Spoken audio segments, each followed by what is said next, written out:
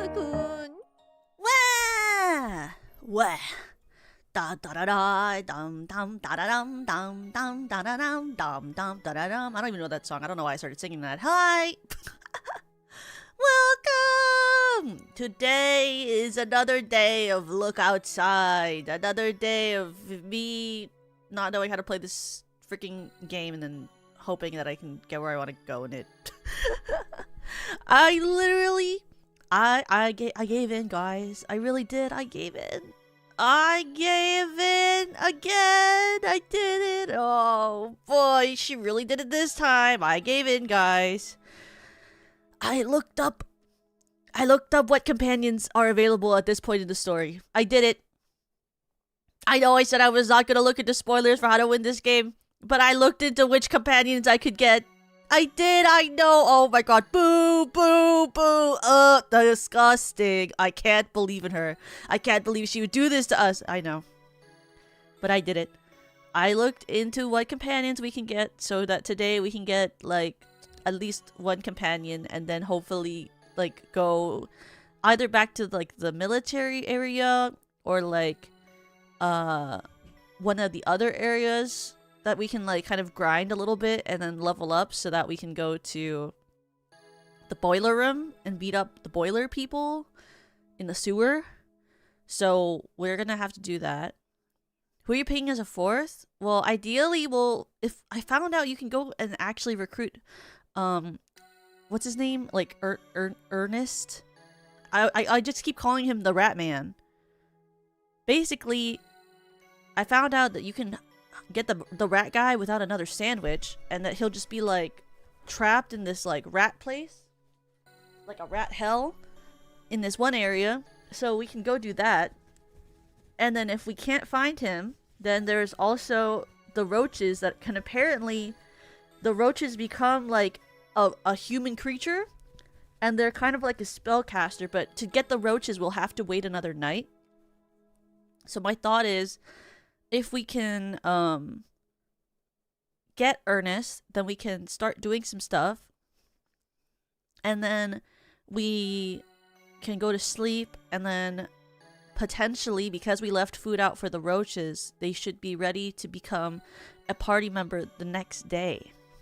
So the thought is we'll have two options for a extra member in the party. But I was looking up Ernest's like stats and stuff, and apparently he's like really good for the boiler place because he doesn't get fear from like he's resistant to like the like, you know how in the start of the battle like everyone was like stunned by like the boiler beast and scared, so they couldn't attack during like the to their full potential the first couple of turns.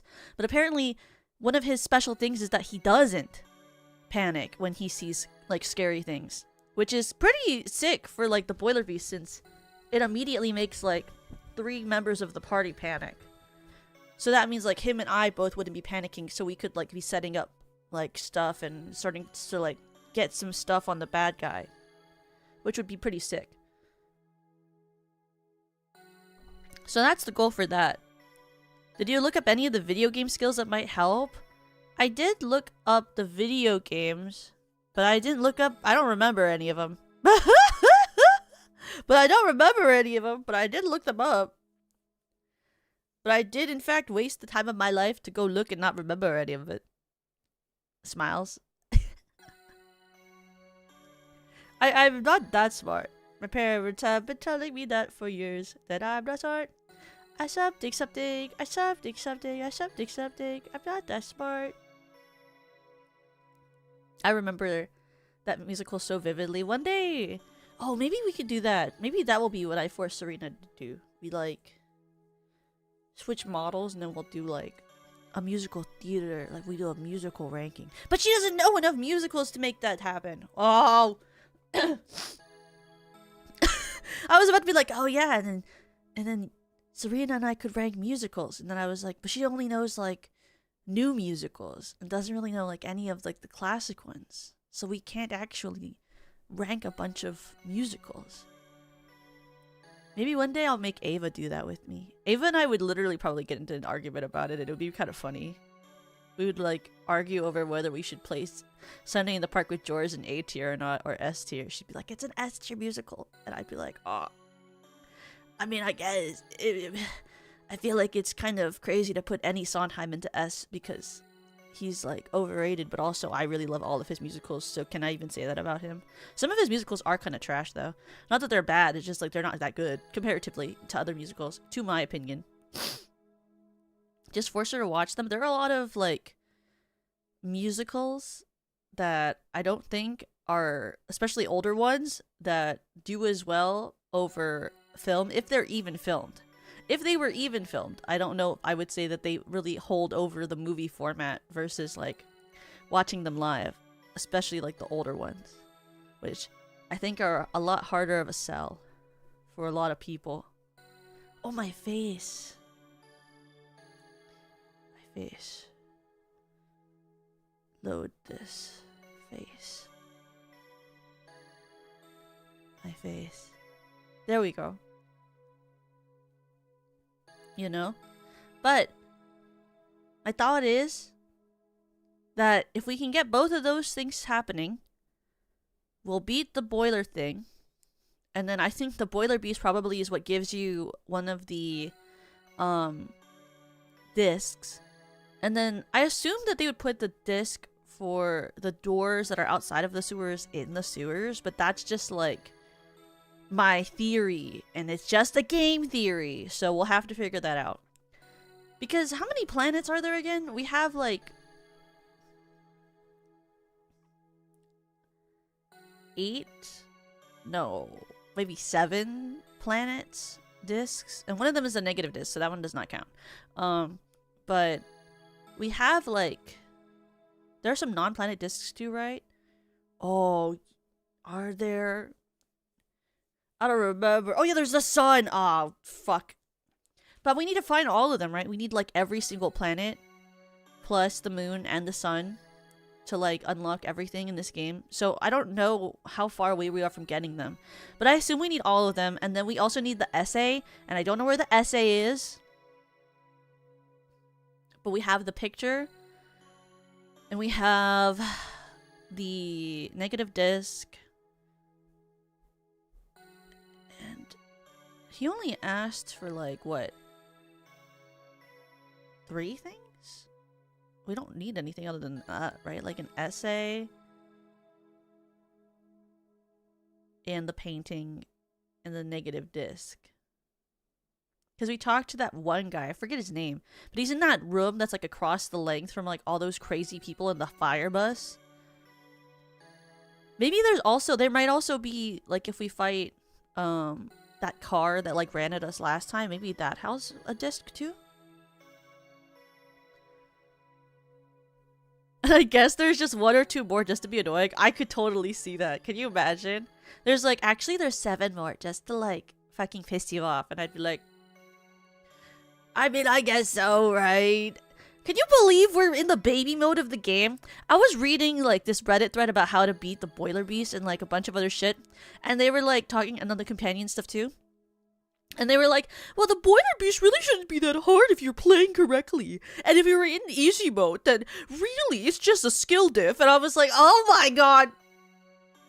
What do you mean? Like, so many people on like the Reddit thread about how to play this game are like, you know, like, if you're struggling with the boiler beast on the easy mode, I really don't know how to help you. Like, you shouldn't even need all those people to be. I'm like, well, the fuck are you doing? What are you fucking doing that makes you so much better at this game than I'm good at it? It's not like it's like a time-based attack mode or like dodging or anything. It's like Pokemon, basically. So I don't really understand how you could say that. There's not even like you can't even like catch a Pokemon and like try to min-max on like the different EVs in this game. It's just like you get them and then they do the thing. So I don't really understand what they're talking about. Like, do you think there are a lot of people who like see a game like this and they're like, I'm gonna play it on extreme mode every single time as my first run, and I'm gonna win, and I'm gonna be so much better than everyone else, and I'm gonna make sure that I go on the internet and I tell everyone how they suck at this game and I'm actually the best. Like, do you think there are people who wake up and they like do that on purpose so that they can brag? Because I think about this sometimes. It would be about getting the right characters with the right skills and the right weapons as early as possible with all the foreknowledge. Unironically, yes. Are you for real? Can you imagine? How much time do those people have on their hands? I'm like out here like streaming the game maybe about 3 to 4 hours every time we play, and every single time I think to myself, we're not even on like day 7. How like there's 13 days.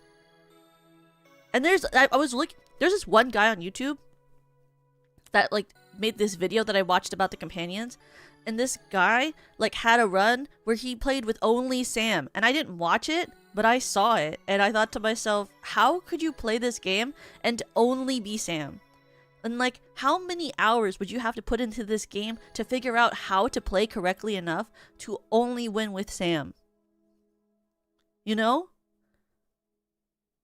You watched that one in its entirety? Isn't it crazy?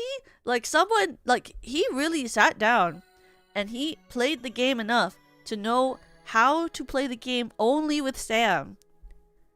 That's crazy. I'm out here trying to figure out how to play this game only with my brain. as if that's like the first level of playing the game is how can I play it without having to look up everything to the best possible ability.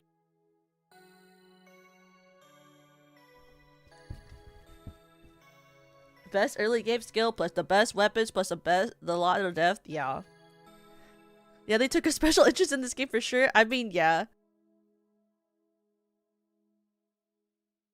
I guess I kind of feel that way sometimes about like I forget what his name was. It's like Fibo. He's like this guy on YouTube who like did a bunch of videos about fear and hunger.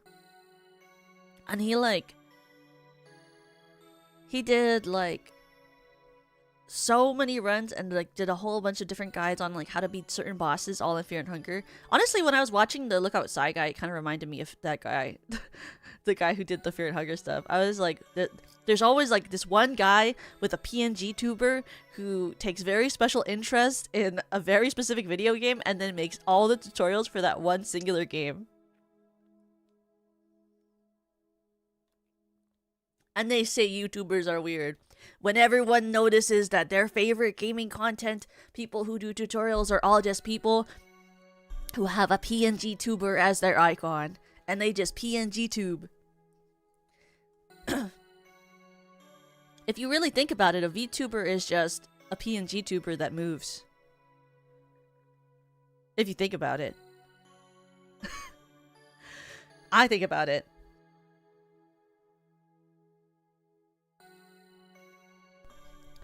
There's someone like that for just about every niche game. That is true. I remember back in the day when I would watch people do that for Pokemon. Except there's like 20,000 people who do that for Pokemon. But I was watching like the Poketubers back in the day. Well, sometimes I still do. It depends on how fixated I am on Pokemon at the time. Because I do love watching like Let's Battle, or what do you call it? Like, and then we fight content a lot, where they like randomize 3 Pokemon and they can pick like one ball and then they get a team and then they have to do like a competitive battle. One second, there's an ant on my phone. Where did you come from? Hey, you're not allowed on there. I'm so sorry. It's almost ant season. I'm not excited for it. It's looming over me. I'm not excited because I feel like my apartment always ends up getting ants, and I don't really know how to fix that or solve that problem. Especially because of my cat's food. Like, it's like specifically like ever since I've gotten a cat, I've been unable to avoid the ant season. The snow is finally gone and the bugs have returned. Actually true. I like watching weird Pokemon challenges. Like, can you beat Pokemon Red with just a Pidgey in that? Oh yeah! Like Smalland, isn't that his name? He did like a really fun one where it was like a Pokemon, but I lose HP every time I walk. That one was really good.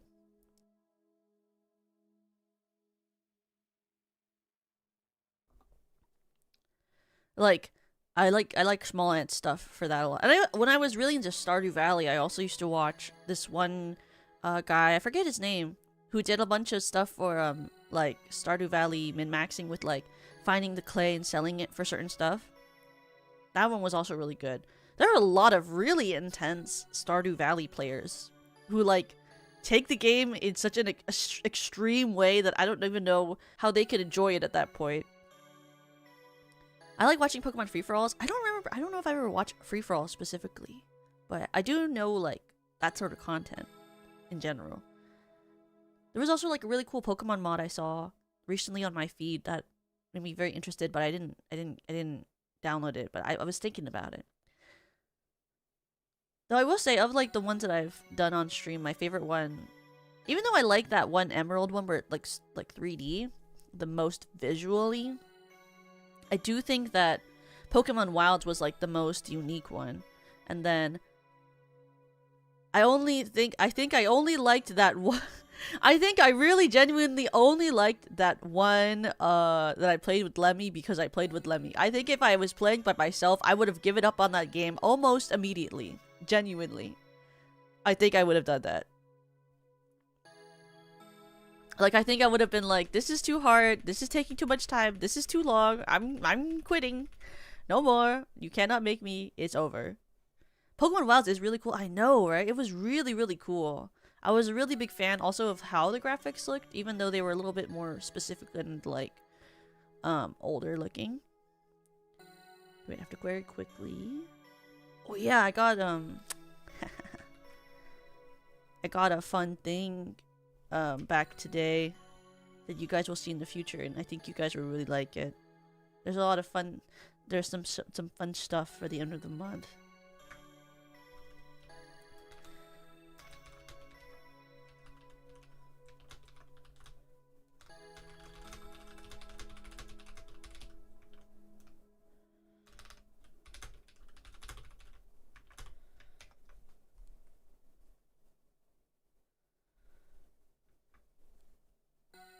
I'm sending a note to that for this. Because I forgot to send it before stream. And I love, oh my god, I made him run! Stop running! Stop running! He's running. How do I stop him from running? I forgot how, what is this? There we go. It's the running toggle. He has what? He has like 2 toggles. Well, he actually only has 1 toggle. This Crybaby that Penny made has 1 singular toggle, and it is running fast. And also, his mouth used to move, but I turned it off because I just feel like if he moves his mouth when I move his mouth, then when I move my mouth, then it's too much movement.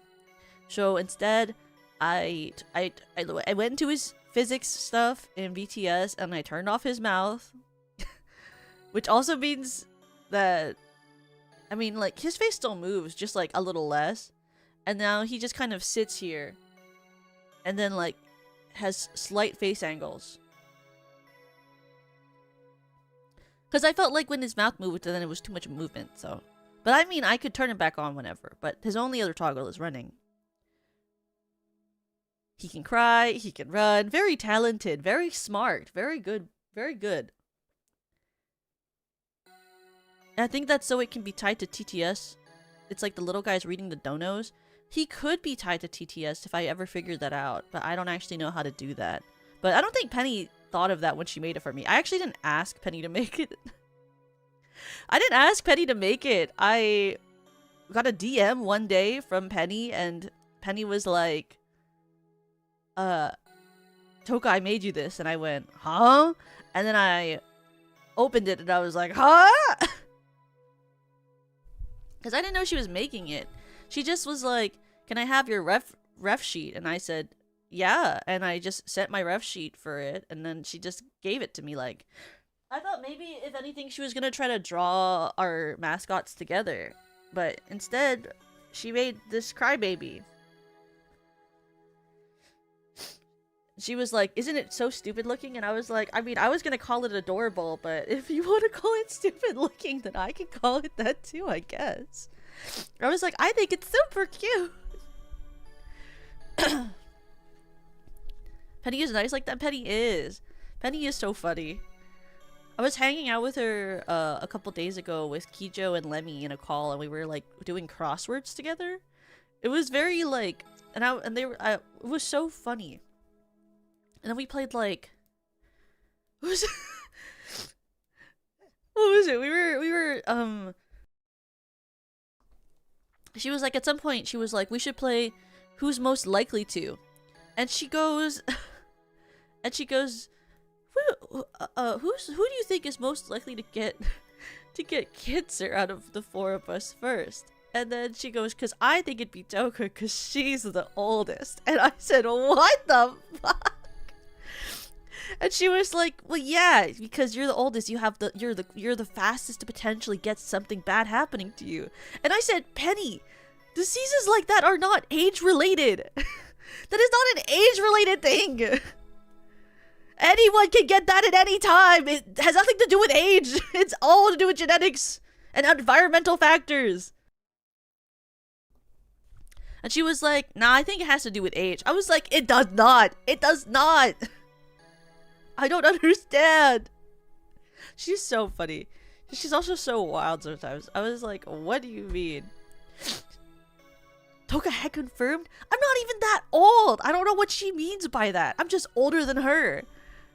Like, there are people that I'm not older than too. I'm not ancient. That's why the characters in my lore video were called the ancient ones, the ones that made me. I'm not ancient. There's ancient ones already. I am not the ancient one.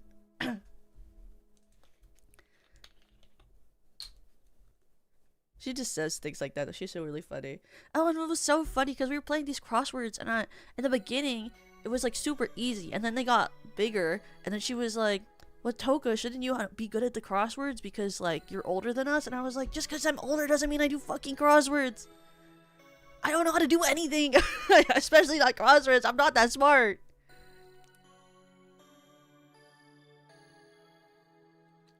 So actually, to be real, the crosswords were kind of fun. True, actually.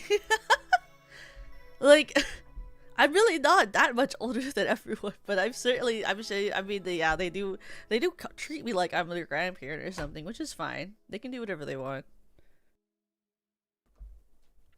It doesn't make me angry, but it does make me question what age means to people. So I'm like, I don't really particularly think that I'm like super old. Like, if I was super old, I would be fine with owning it. Like, if I was like super old, I would just say that. But I'm not, so I don't say that. Like, I know there's that, like, that girl, right, who is like on Twitter, who she like said she was like in her 40s or something, and everyone was like freaked out, and I was like, why? I'm not, but I will say I don't really even think 40 is that old, though I do bully Senbei sometimes and tell him that I think that he made it, like, he'll say something and I'll just be like, well, that's just because you're old. But that's more like because sometimes Senbei will say something like back in my day, and I'm like, well, I do sometimes. I will say I am a hypocrite because sometimes, like, Senbei will say something and I'll be like, okay, I think that's just because you're a boomer, but like, that's just you know, it's just because he says something that particularly is boomer core. They forget that 40-year-olds had social media in their teens, did they? When did social media start? What was the first social media? I don't even remember what the first social media was. Like, because I never had like what are they called? Like those old versions of emails? that they used to have before like Gmail existed.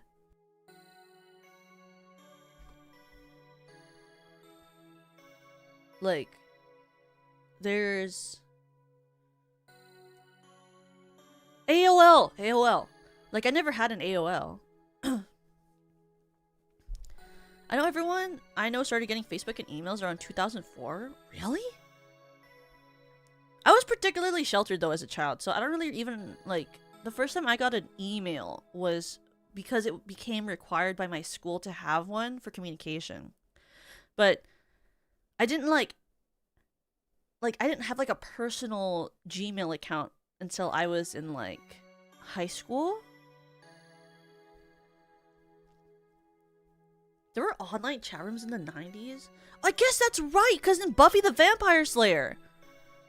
Wait, you're right. There were online chat rooms in the 90s, because there was the episode in Buffy where, is it Xander? He, like, gets a online girlfriend, and she turns out to be, like, a demon who lives in the computer, and she wants to get out. And he, like, starts online dating her, and they're like, Xander, like, she's taking advantage of you, and he doesn't realize it because he's really desperate for a girlfriend. And then she creates like a perfect robot body so that she can be with him, and then in the end he has to get rid of her. I remember that episode. That was in season 1 or season 2. I'm pretty sure it was season 1. It was season 1. I don't think Faith was in there yet. Yeah, the earliest internet was basically just direct chat connections. Oh, I guess that's right. I forgot that Buffy had computers. Like there was the whole episode too where like oh, and the reason that happened was because Willow was trying to scan the books from the library into the computer for the archive database, and she scanned in a demon that was trapped in a book. I remember. Yes, this is true. There was computers back when Buffy existed because there were computers in Buffy the Vampire Slayer, and Buffy the Vampire Slayer was released around the 90s. See, this is how we know. This is how we know what happens in technology, because Buffy the Vampire Slayer is a turning point in technology. Excellent deductive reasoning. I know, right? What can I say?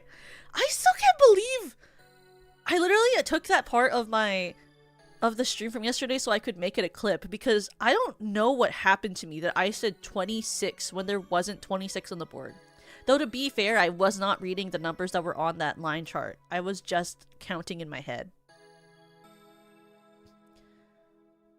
But, like, I was so confident. But I was genuinely so fucking confident. I was so sad none of you know Aesop. I mean, I know that The Tortoise and the Hare is a story. I've read it. Because there was also, like, a... what do you call? An animation with the, like the 3 little like there was like a Disney animation for it. Hi, Big Papa John, welcome. I'm only good at deductive reasoning, and I was telling the truth when I was in school. I really think that I only got as far as I did because I am good at being able to eliminate certain things in order to pick an answer. But like when there were parts of stuff where I couldn't do that, like math class, I failed pretty hard. Like I was really, really bad at math in general. Or like, oh, that moment, that was so funny. I took it so I could make it into a clip where I say 15, and because I counted to 15 and I went, what? Because I was pretty sure it was 14, and then when I counted to make sure, I don't know what I counted extra that made me get to 15. I was counting on my fingers, so you would think it would be pretty accurate. But that's okay, because I got to the right place in the end. I should do a times tables stream. That'd be a pretty interesting stream. Like, I take like an online times tables and I do it live, and then we can all do it together. I can have it sent to the Discord, and then like you guys can like save it to your phone and then do the times tables with me, and we can do math tables together. That would be kind of fun. Apparently Aesop wrote over 700 tortoise and the hairstyle stories with different animals teaching moral lessons. Did Aesop write the Three Little Pigs?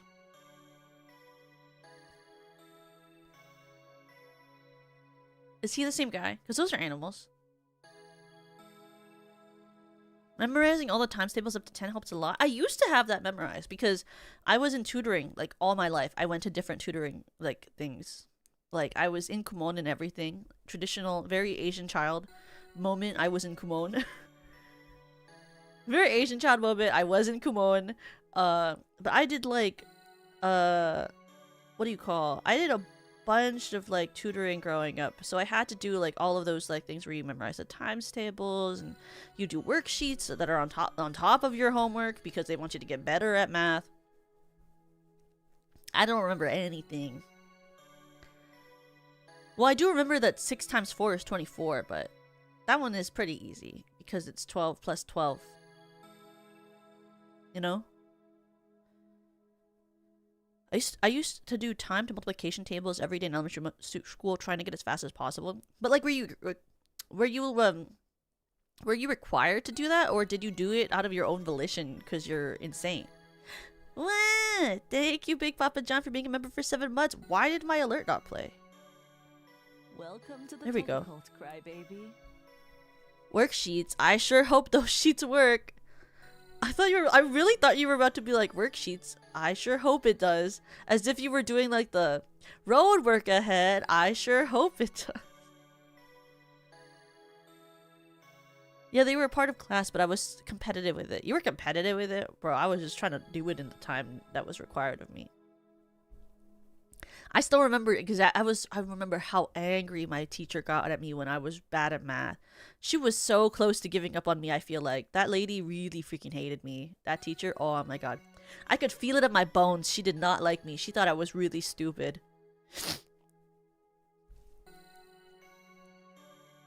We would do those too. We would in class and do like 40 questions in 30 seconds for the best of us. I was never competitive with it because I wasn't good.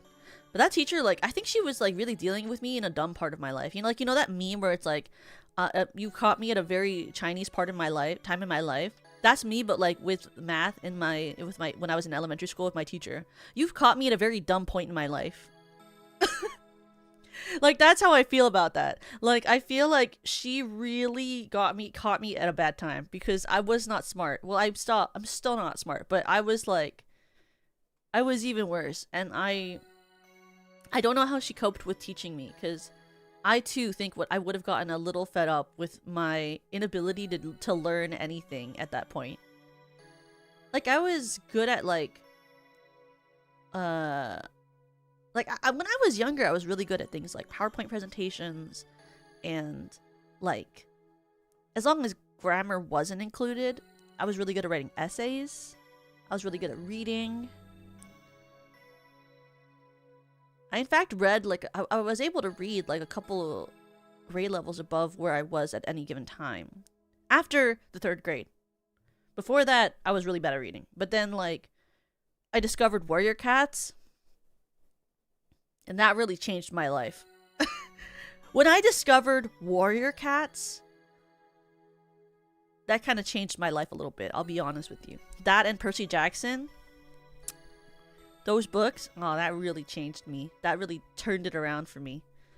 Oh, and the Magic Tree House. Oh, yeah. That was the good stuff. The Warrior Cats to VTuber pipeline. It is actually kind of strong. But it's because, like, they used to do that thing. I don't know, do they still do this in schools? I don't have any friends with kids where, like, they were...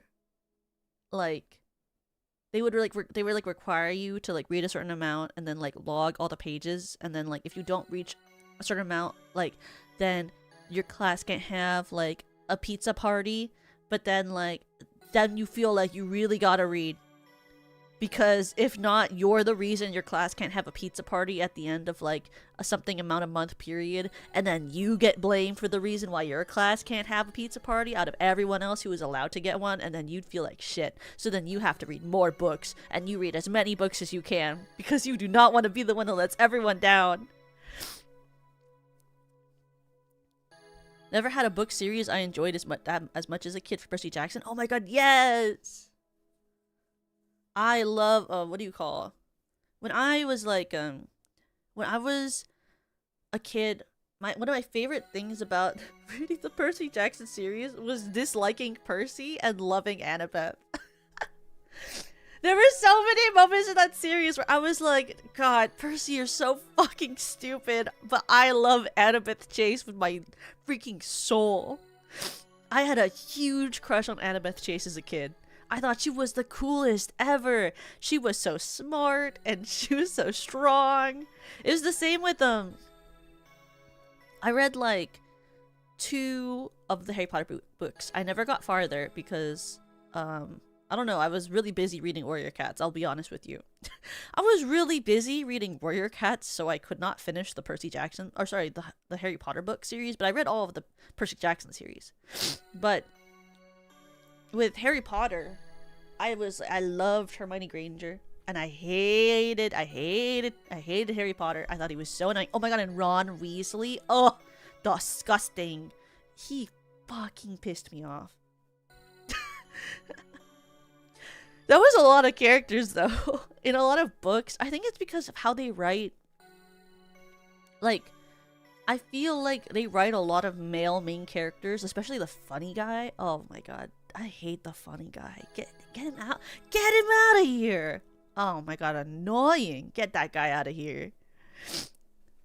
Like, I love a competent, beautiful woman who has to wrangle all the guys. That's my jam. That's my jam. And it was my jam with all of the I will be honest, most of the female characters I liked growing up were always the characters who were like, you guys are so stupid, get your shit together, sort of characters. And like, if I liked a main character, it was normally a main character who was like a very pragmatic main character, like Robin from Teen Titans. Like, I liked him because he was very pragmatic, and even though he was like a little goofy, he was traumatized enough where he wasn't too goofy. he was traumatized just to the right amount where he wasn't too goofy. It was just goofy enough, you know? Like, he was great. I loved Robin. Or like, in, what is it? What other cartoons did I watch? Or like, I liked that, oh, I forget his name, but I liked that boy in, Digimon? The one, not the guy who has Agumon. It's the guy who has, the blue, like, saber cat looking Digimon. He had like a bandana and he was so angsty. And he was really angsty. He was really cool. I liked him too. But I think it's because he was like the foil to the like angsty main character. Yeah, with Gabumon. Gabumon and Matt were super cool. Gabumon. There was a trend of the girl who is smart and capable, like Hermione Annabeth in a lot of YA books, yeah, and then that trend kind of like faded off a bit, but I liked it when it was happening. Because I wanted to be smart and capable, but I was never like smart and capable in the book smart way. I was more like smart and capable in like the, I don't know, intuition-y way. Very, very just like how I was yesterday, and I won like 3 rounds of Are You Smarter Than a 5th Grader based off of deductive reasoning, which is a type of smart. I understand, but it's not it's not like a actual book smart. You know, it's like a type of smart. I wouldn't say it's like the most wonderful smart for like going to school, which is like a good portion of people's lives. You know. I'm going to a party because it's my grandma's birthday. I hope you have a great time. I loved Garurumon. Yeah. What is it called? Well, I was a really big fan of Digimon growing up. Like, I liked Pokemon enough. Like, obviously I loved the games. But I didn't like I didn't like Ash really as a character growing up. And I only liked some of his companions, but I loved the vibe of the show, so I watched a lot of it.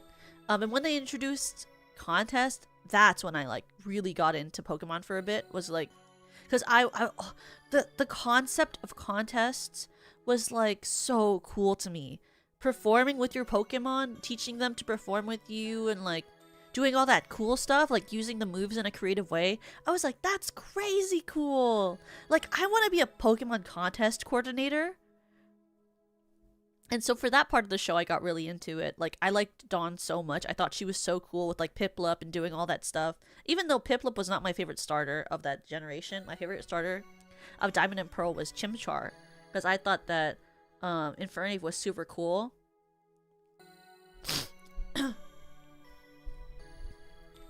What was the first gen that had it? A Gen 3? Yeah, it was the one with May. And May wanted to be a contest coordinator, but I really did not like May. And I wish I liked May because she was really cool doing like that, being the first one in the contest coordination. I just really didn't like May. There was just such a annoying part to her personality that I couldn't deal with in a way that wasn't like Misty, because Misty was like kind of more of like a Tom girl, you know? Like, she was really like rough and tumble and stood up to Ash a lot, and like their banter was more fun, I guess is how I would say it. And I didn't like May hanging, like, she was like a little more annoying, and she didn't really have as good banter with Ash. I wish they incorporated contests into games more. Didn't they cut them off after Gen 4? They did, but then they did like the gen after Gen 4, they did like the, it wasn't called coordination, it was like show or something, but it was with Bianca? Not Bianca. Is that her name? She's the one with the Fennekin. She did like a sort of contest that was like contest, but if you actually had to dance and sing with your Pokemon, which I like thought was cool, but I did not think was as cool as contest coordination, because I thought it was more impressive to, like, in my head, have your Pokemon do the whole thing and like you're kind of there with them, but not the main spotlight. But it was really cool. It just wasn't like really big part of the games, and I wish that they had incorporated it as like a thing, or like made their own version of it, you know? Especially I feel like during when the DS was the main thing, I was like, a Pokemon game where you were a contest coordinator as the main thing would really work in a game where you have the DS to like push things around or control things or do sorts of things. It'd be really fun. Or even just making it a more intense mini game, because when you have the stylus, you can do so many other things. I remember doing a couple contests in Emerald, but I guess it wasn't popular. It wasn't like a super popular part of the games. I think it had its most attention during Diamond and Pearl, during in the contest portion of the game, where you could go to like the big part and do contests, and there was like a dancing part, and you could like you got more points when you like decorated the Pokeball to like have like a cool one of those cool things with the seals. Also, I think it's sad that they never kept the seals in Pokemon, because I feel like the seals were really cool when you could put like the thing where you would throw your Pokeball and like electricity would come out of it, or like stuff like that. Like, that was so cool. I remember thinking that was amazing. But I played the Digimon games when I was growing up. I played Digimon World DS. I played Digimon Sun and Digimon, or Dawn and Digimon Dusk. Though I will say, those games are like not as fun as Pokemon. Those games are like really time consuming and confusing and long, and it takes so much longer to train your Pokemon. Or sorry, your Digimon. And like, but I will say, Digimon as a TV show felt so much deeper than Pokemon. Like, I feel like they tackled a lot more emotional stuff in Digimon, you know? Like, especially Tamers, which is my favorite series of Digimon, but also the one after it. Was it called Frontier, where like they merge with a Digimon? They cover a lot of dark stuff in Digimon. Like, and a lot of dark things happen. Like, I still remember in Digimon Tamers when I was watching it, like, and I remember when Leomon died. Oh my god, I felt like crying. I didn't, but I was like, what? They're killing him off? You can't be serious. Like, what do you mean? Leomon is gone forever. Like, Jerry just loses her partner, and then like she falls into that really deep depression after, and she's like inconsolable, and it's like really sad. Like, I never, like, I didn't think something like that would happen. Like, they never do something like that in Pokemon, you know? Like, but in Digimon, they'll be like, oh, let's kill one of, like, the main partner Digimon just to, like, throw a little fire. Like to spice it up a little bit. And you're like, what? Or they'll, like, or, like, I remember in Tamers when, like, there was, like, a part where they like, what is it called? When they were bonded with the Digimon, it got to a point where like they would like feel the physical toll of the Digimon when they were fighting together, and I thought that was crazy too. It was a really interesting thing. Like seeing how deeply Tamers explored a lot of very dark themes, but it was directed by the guy who directed Madoka Magica, so I mean, I guess it's not out of the question that it would be like that, because it was the only Digimon series that was directed by that guy. And it was great. I mean, I think that one has a lot of rewatchability. I could rewatch Digimon Tamers any day. That's a really good Digimon series. But like, if you were like, oh, Toka, which of the Pokemon anime seasons would you want to watch the most? I'd be like, fuck if I know. I don't know. They're all pretty much the same amount of feeling that you get from them. I guess one of the ones that has contests, but like if you played one that had no contests, I think I'd still watch it. It'd be like empty brain moment for me, you know? Like, I guess you could be like, oh, I guess the Orange Islands were pretty cool. That was pretty fun. But like, none of it was like extremely impactful content, you know? So I guess what other stuff did I like around that time that was sort of like fun? I did really like when I was growing up watching American Dragon Jake Long. That was pretty fun. And the parts with Rose in it were really dark and sad. Like, do you remember, did you guys watch American Dragon Jake Long? How dramatic it was when he was able to get like one wish and he uses it to save Rose, and he's like, I wish that Rose was never part of the Hunts clan, and then they never meet. That was really dramatic. I was like, I had no idea that was gonna be what he said. I was like, oh my god. I liked the Orange Islands because Dragonite got so much attention. I know! I love Dragonite. Dragonite's so perfect. He's such a funny shaped guy. I don't remember any of the plot, but I watched the show at some point. I have a very vivid memory of a lot of TV shows, but like very specific moments of them. But I used to really be into television. Like, I don't really watch TV anymore unless I'm like revisiting a show I've already watched growing up for like nostalgia or just for funsies. But sometimes I watch anime, just not often. Like, the only anime I'm currently watching right now is the only one I'm watching right now is Oshinoko. And then at some point I'm gonna finish up watching Cinderella Grey. But I've never I haven't watched a television show in a really long time. Dragonite is my favorite dragon and always will be. It's really cute though. I could understand that. Do I have a favorite dragon type? Oh, my favorite dragon type Pokemon is Goodra. But I would say Dragonite's a close second. I love Goodra though. He's so funny looking. He's so smooth and just very friend-shaped, you know? I think Dragonite is extremely friend-shaped.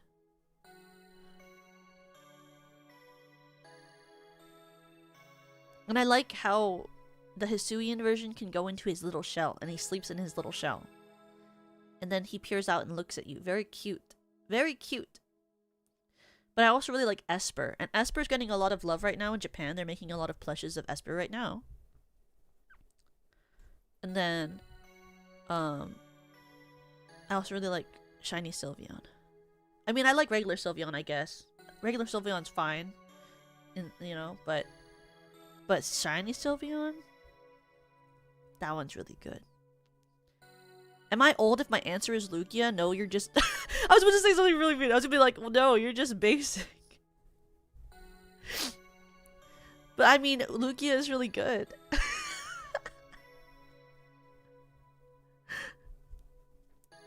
Lugia is really good. I do like Lugia. Lugia was one of my favorite legendaries growing up. I remember when I saw the Pokemon 2000 movie for the first time on DVD, and then I got really scared and I had to stop watching it because I started crying because I was so afraid. When I would watch things as a kid, I would get really emotionally invested and scared about things. Well, I mean, I guess I still do. I just don't watch enough content to still feel that way. But I was very sensitive as a kid. So I would get scared really easily and then be like, I can't continue. We gotta stop. Me and my friend are playing a Pokemon Soul Grandmaster and I named it Go-Goat after you. I love Go-Goat. Go-Goat, it's so cute. I hope you have fun with it. Watching the Pokemon movie 2000 was a game changer as a kid. It was. What do you think? Here's the real question. Do you think that movie is better or the Pokemon movie, the movie? Like the one with Mewtwo. What do you think is a more impactful movie? Mine is Dudragon. Which one is that one? I forget. That's one of the newer ones. I saw Pokemon 2000 in theaters and also cried when I didn't get the Lugia card. I think I got Moltres. They gave out cards? That's kind of cool. I didn't know they gave out cards. The Mewtwo one with the Pokemon clones was traumatic. It was traumatic, but it was really good. I also remember the Mewtwo Stripes Back movies. Or movie. That one was really good too. I liked that. Well, I like most of the early Pokemon movies. I feel like they kind of fell off, I feel like it kind of fell off maybe around after the Giratina movie was when, to me, it started to fall off. You know? I feel like the Giratina movie was really fun, but then they, started to not be as good, but I do think, my favorite Pokemon movies growing up as a kid were, I loved, the one with, Latios and Latias. That one was really good, and it got so sad at the end. And Forever, that one was also really good. And the Darkrai one. Oh my god, the Darkrai one. Was that the one with the Underground Palace thing? The Underground Palace one was I think that was the Manaphy movie, right? With the Pokemon Ranger in it. There was cause that one has a whole underwater scene. Oh, and the Lucario one? That one was also really sad. Wow, I'm really out here damn, one day we should just we should do a series where we rewatch all of the Pokemon movies together. I'm what if we just did a watch along where we watched 2 Pokemon movies every single time and then we watch all the way until the ones where I think they start to suck. We just watch the nostalgic ones, not the new ones. Though I was told by a person on YouTube when I was watching a video that was ranking all the Pokemon movies, they were like, well, the Hoopa one was really good, and I was like, okay. Okay, sure. Oh yeah, the Entei one was really good too. Oh, all the old ones I feel like were really good. And I know someone would be like, well, Toga, it's just because you find those ones nostalgic. Yeah, okay, I find those nostalgic. And what? Like, I watched the Pokemon, like, You and Me, like that new one, where it was like, like him hanging out with people by himself, like he didn't have his companions with him, and all that stuff. And I did watch it, and I thought it was really mid. Because I was like, oh, that's an interesting concept. Like, he's just like hanging out with, like, he's going on an adventure with new people. It has a bunch of Pokemon that I like that these people have partners with. And like the branding for it seemed really cool. And then I watched it and I was like, this is so mid. I don't care. So I was like, I don't know. I don't know if they're all, like, all the new ones are that good. Some of them kind of feel like Pokemon slop, you know? Did you like the Detective Pikachu? I did. I thought Detective Pikachu was kind of sick. I saw it for the first time though, like, it was so funny. Like, I first watched it and I was like going in thinking I wasn't gonna like it. Like, I literally went to the theater to watch Detective Pikachu thinking to myself, I don't think I'm gonna like this movie. I was like, but I you know, it's Pokemon, so I have to go see it. But I was like, I feel like I don't really know if I like this animation. Like, I don't really know if I want to see this. Like, do I have to see this? Do I really need to see this? And then I went, and I actually thought it was awesome. Like, there are parts that are really cheesy, but it was pretty awesome. And like, the story was really fun. And I do like that it kind of called back to like the message of the original like Pokemon movie like message. I thought that was also pretty sick. Yes, I'm wearing rose-tinted glasses, and no, I don't care. Actually, that is me with a lot of like a lot of stuff that I watch. Like, it's like, I think there are a lot of old things that I watch that, like, in theory, you could say that there are better TV shows right now. You could say that. But I also think, like, some older things are actually just really that good. You know? Like, it's the same with, like, me. Like, some people will be like, Buffy's just good because you're nostalgic about Buffy. No, Buffy's good because I say it's good, but also because I think the writing is better than average for a TV show. But I also could be seeing it through nostalgia, you know? Hi, Issa! Hi, Issa! Hi, Boat Raid! Welcome! Welcome! I hope that you guys had a good stream. Hi! Welcome, Issa and Boat people. Welcome. Did you guys have a good stream? What were you guys doing? Welcome!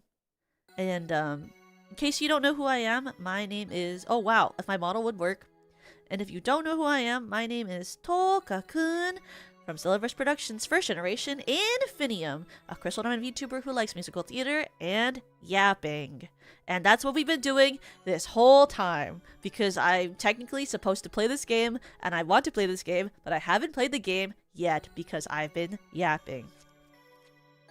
You were fishing? Oh, like, what do you call the new one, right? It's like a multiplayer game, right? Where you like fish and then they're like, it's 3D and you have to like, there's like something in the lake or something. Is it that one? Oh, the Chilia game. Oh, Chilia Arts, like the horror games. Oh. We are looking outside? We could. You know, if you play this game and you look outside, something really fun happens. If you look outside and you play this game, something really fun happens when you look outside. Umigati. Oh, I've never heard of that one, but I do know Chilia, like the Chilia, or Chilla art games. I know of the creator, of the games, of the type, of that thing, of that games. Yes, didn't they make the one where you're in a train, or something? Right? Chilla made that one where you're like in the train walking.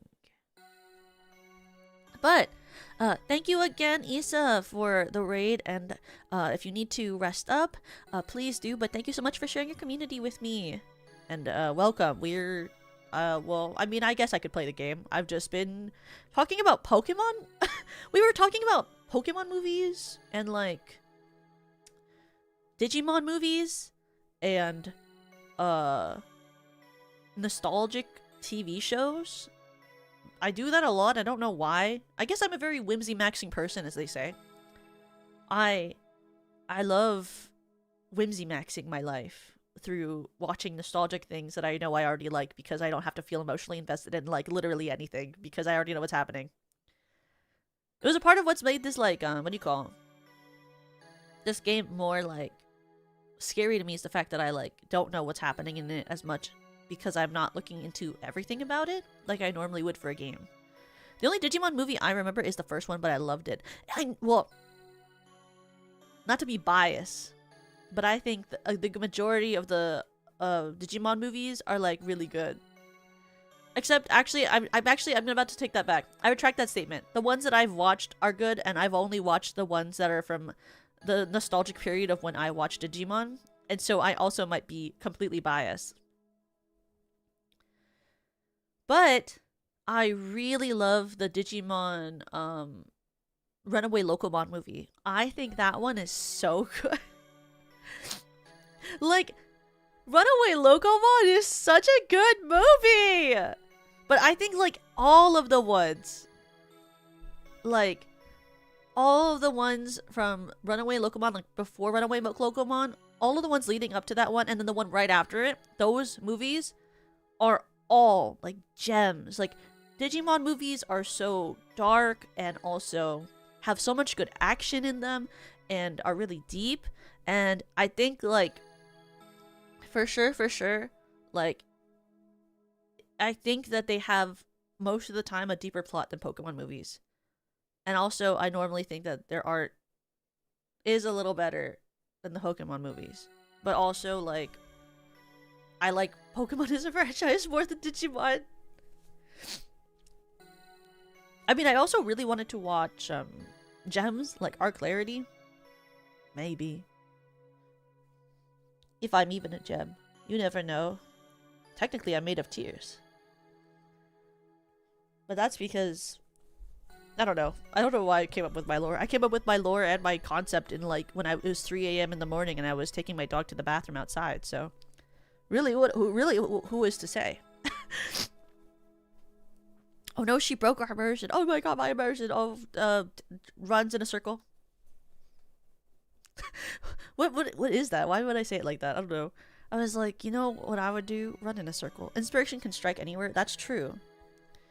When the best ideas come to you, it's true. That is when the best ideas come to me. Well, they do say that a lot of the times your best ideas come when you're doing something where you're not distracted by like a bunch of other things in your life. So like moments when you're going on a walk, or moments where you're like in the shower. Like that's why people have really good ideas when they're having like a shower thought, is because they're doing a monotonous but repetitive action or taking a step away from things that would distract them otherwise.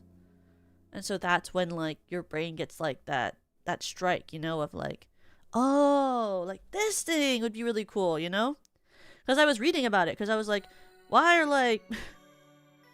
are all my good thoughts like just like things that they're all like when I'm doing these things, and when I need an idea, it's like not coming to me. Like when I'm sitting down and thinking to myself, what the frick am I gonna do? Like what should I do? Like I need to think. Like it never happens to me, you know? Like I came up with my the majority of my debut plans on the bus back from work, because I was sitting there. It was like I couldn't really do, like, you know, I can't like type out ideas or anything, but I was like forced to sit there, right, because I have to commute. And I was like, oh yeah, oh I should do this, and then I just like typed them in my phone app on my notes. Because I had no idea what I wanted to do before that, and then I did that, and I was like, and then I was just sitting there, and I was like, oh, That'd make, yeah, I should do that. Or when you're trying to when you're trying to sleep at 3 a.m. and your brain suddenly has endless ideas, that also happens a lot. That has happened to me a lot actively. What do you call? Also, I had like wow, I love how my model looks when I like lose tracking because I do something like wipe my eyes like I am right now because I yawned and then my eyes shut up and then I look like so disinterested with life. Especially with the crybaby in my arms, I look like a really tired pet owner, don't I? I look like a really tired like pet owner, like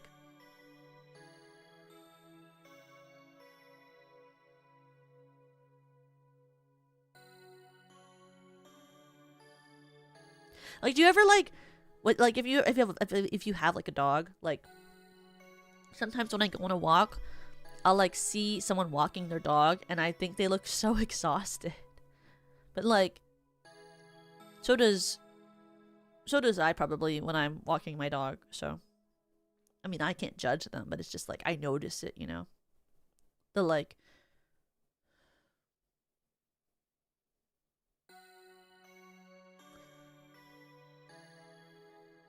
no, I did like I am tired today, but like in a different way. Like I was so exhausted after yesterday's stream that I ate dinner and I was like eating leftovers because I had this lasagna soup, right?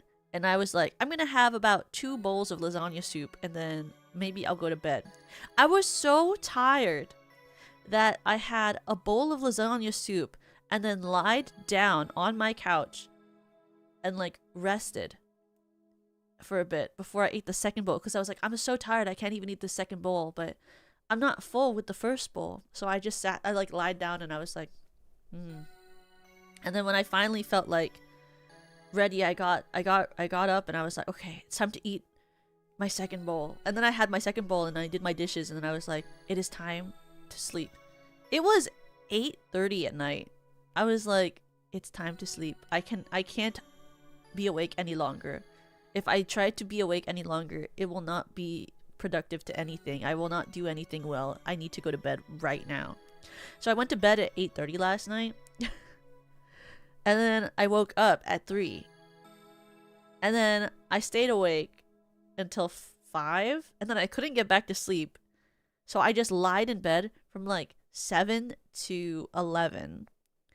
And then I got up because I had like I got that fun thing back. And then I responded to it and then I gotta lie back down again. And then like from 12 until like 1:30 I went back to bed. And then I woke up and I was like, oh, I gotta do chores before I have stream. And so I did chores. Lasagna soup sounds interesting. It is. So basically it's just a soup with all of the ingredients in a lasagna. Like it's like a sort of tomato-y based soup with like lasagna noodles, and then ground beef and like spinach, and then you also like when after you make it, right, then you add after the fact you add ricotta cheese and then you mix it in and it's kind of like a creamy tomato-y soup with lasagna noodles and ground beef and spinach, and it's very tasty. It's very good. Dude, I was bored, so I laid down at bed at 9 p.m. and accidentally fell asleep, woke up at 2 a.m. Oof, the late night with the youngsters really hurts the sleep schedules. Well, I think the problem is, like, so, like, of the SVP girls, I think I tend to be the one that actually stays up the latest normally, unless it's, sometimes it's Serena, depends. But the problem is sometimes I hang out with people like Penny or Kijo, and they don't have, I don't know how to, like, they don't have, like, real sleep schedules. And so, like, I end up staying up way too late. Like, I think last night, like before we did our before we did our collab yesterday, I had stayed up with Kijo and Penny until like 7 a.m. I stayed up till like 7 a.m. with them. And like we were like hanging out all night, just like talking, playing like crosswords. I was showing them music. We were talking about life. Like just hang out forever. And then I only went to bed. Is that the day that Kijo fixed her schedule? I do not know. And like the only reason I went to bed is because Yui joined the call. And like Yui had gone to bed at a generally normal time for her the night beforehand. And I was literally in a call with her. We were talking, and then she goes, "Okay, I'm gonna go to bed, Toka, goodbye." And I was like, "Good night, Yui." And then she leaves, and I join a call with like Kijo, Lemmy, and Penny. And then like at one point Cora was there, and we were all hanging out. And then we were hanging out for so long that Yui joined the call, and Yui was like, "Toka, why are you up? Did you sleep?" And I went,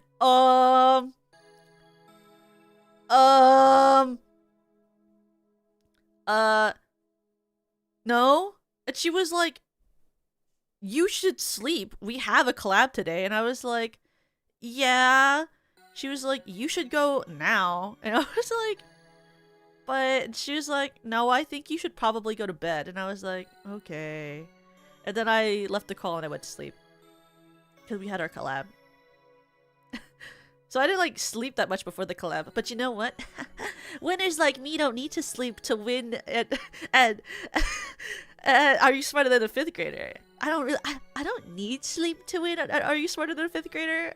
I'm just a genius. So it didn't even matter. I won even with my debuff. So what can I say? I'm just like next level, you know? But I didn't like, I like, yeah, if I slept, it would have been really unfair.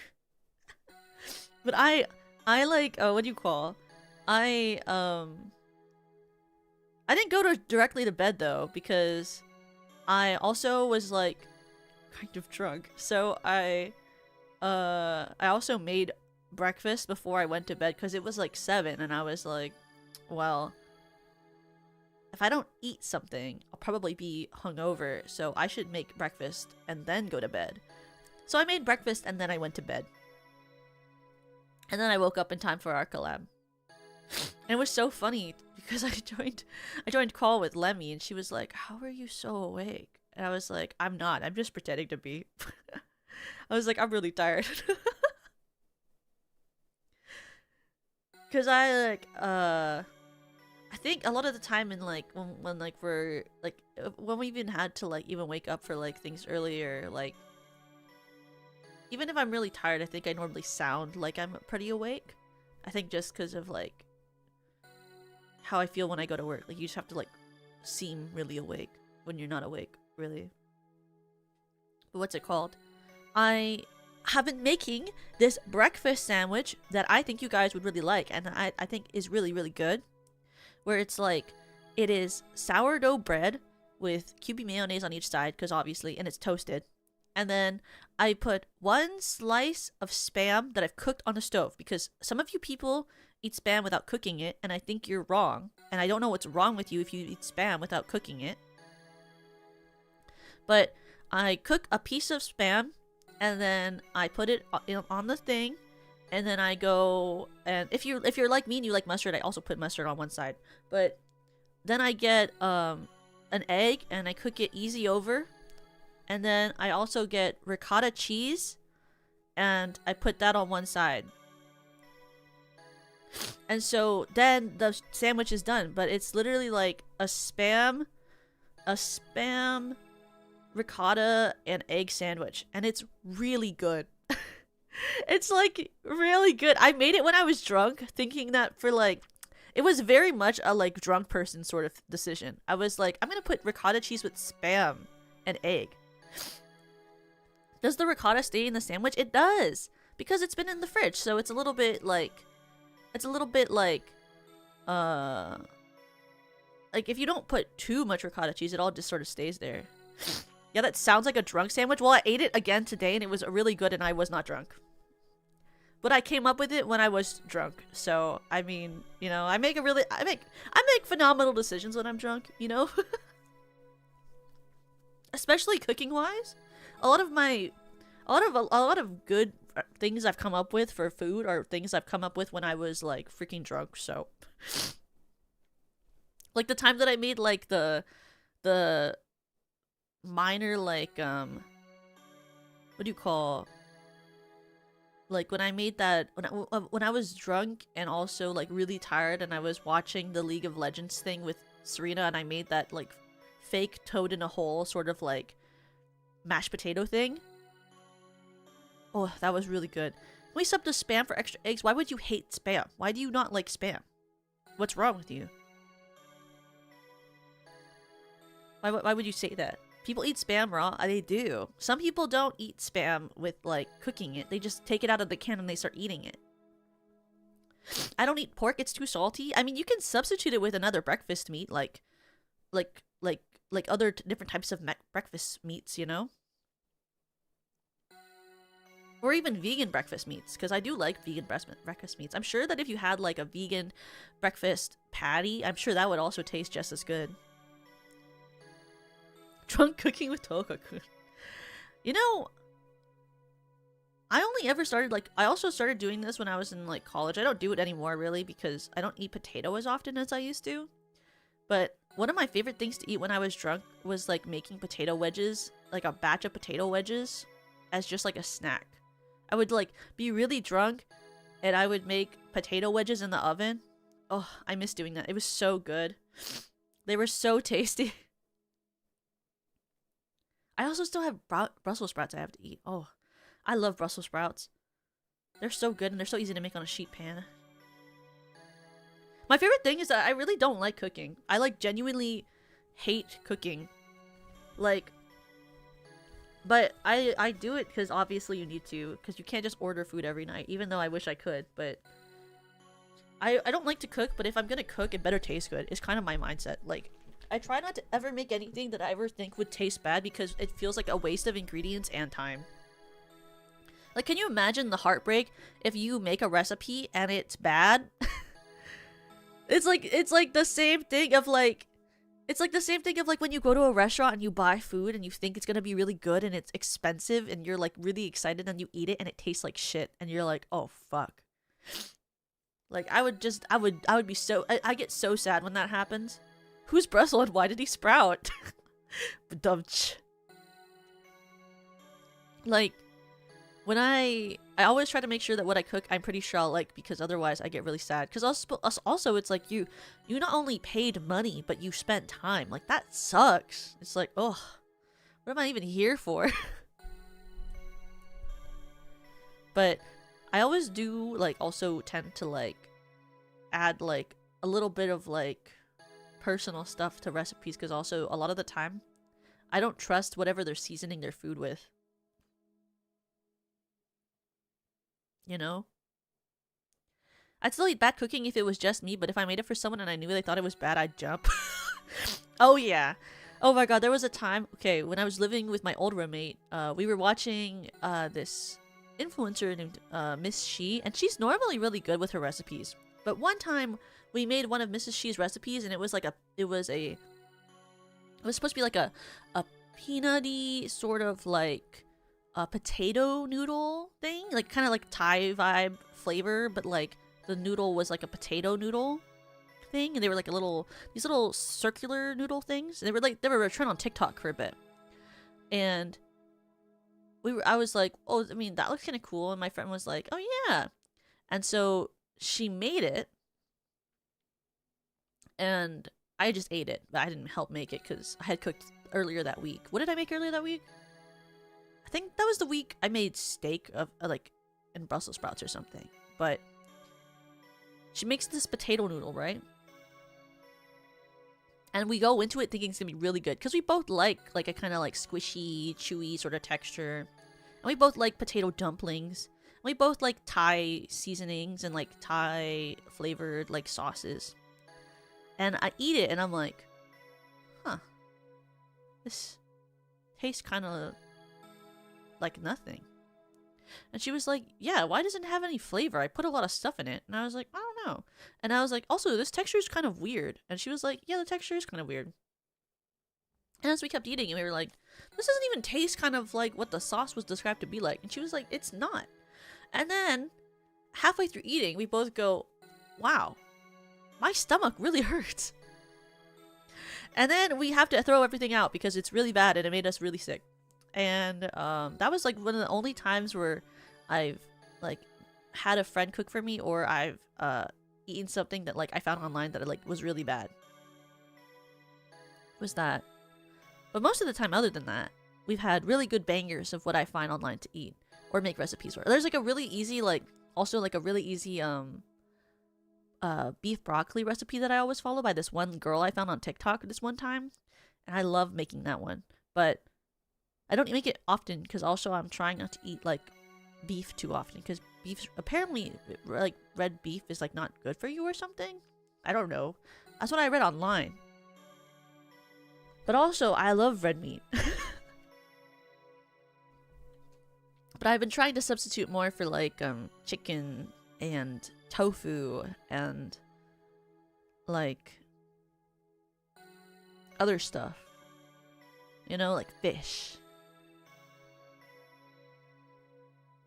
You should release a cookbook for your birthday. I'd buy it. I mean, I would just be stealing other people's recipes. I don't come up with a lot of very original things. I just add things that I like to things that I eat. I wish, though. I mean, if I released a book, I would want to release something more like a fictional book. If I ever wrote a book, I've always wanted to write like a more like Perks of Being a Wallflower sort of book one day. If I ever wrote one. I've always wanted to. Though I guess when I started writing like something like that once, I thought it was like, I was like, I think I'm writing this more like as if it would be a TV series than if it would be a book. But who knows? Even with the drunk ones though, I mean, I wouldn't say that's particularly original. I think that just sounds like someone who's an idiot trying to do something at night. Like, what do you mean? Oh my god, I also make bad decisions sometimes, but I mean, they're still good. It was like the day before that, you know what I tried to do instead? Was, I made a recipe of, spam with peanut butter and cheese and egg on sourdough bread. And I'll be honest, I think if I had better cheese, it would have been fine.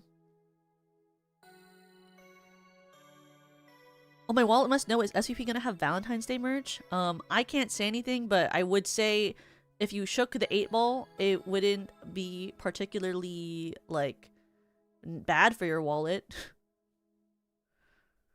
That's what I would say. I would say, I can't tell you, but if you shook a ball, I mean, I wouldn't say that your wallet would have a bad future.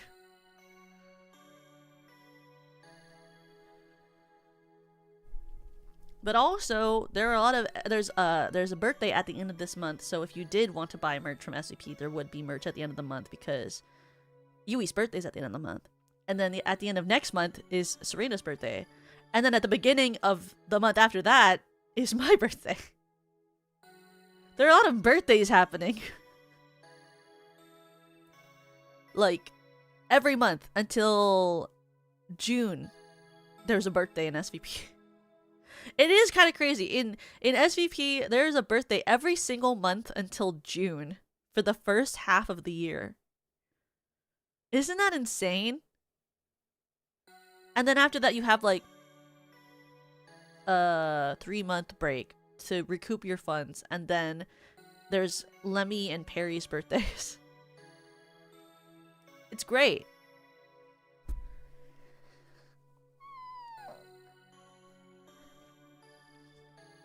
And then also there's some holidays as well. That's true. We did have summer merch last year. I mean, you know, we did have summer merch last year. Ha ha ha! Like looks into the distance. And you know, we also had anniversary merch. So I would assume if it happened before, it might happen again.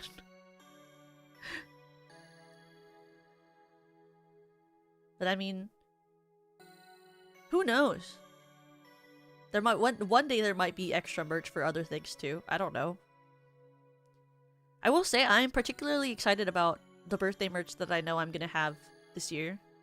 I would be excited about it. I mean I am excited about it. I think that SVP is only improving on what it's creating. You know? I will say that SVP is only improving on its content of which it is making. And that I was very excited with my ability to talk with Senbei about some of the things that I wanted to make and getting told, sure. So I think my birthday merch this year will be very good and very fun and very nice. And it's stuff that I wanted, and so that makes me happy because I am one of those people who prefers when merch can be used and not just be plastic on your shelf, regardless of the fact that I think acrylic stands are great. I am a fan of acrylic stands. I just think it's super cool when you can have merch that can be used and not just like sit there and take up more space and then you're like, oh my god, I have no more shelf space. And then you be like me and then you install more shelves on your wall, or you get a pin board and you have to put it somewhere and then it takes up more space on your wall. And then you're like, I don't even have any more space like that anymore. And you go, where am I gonna put everything? So I do like that.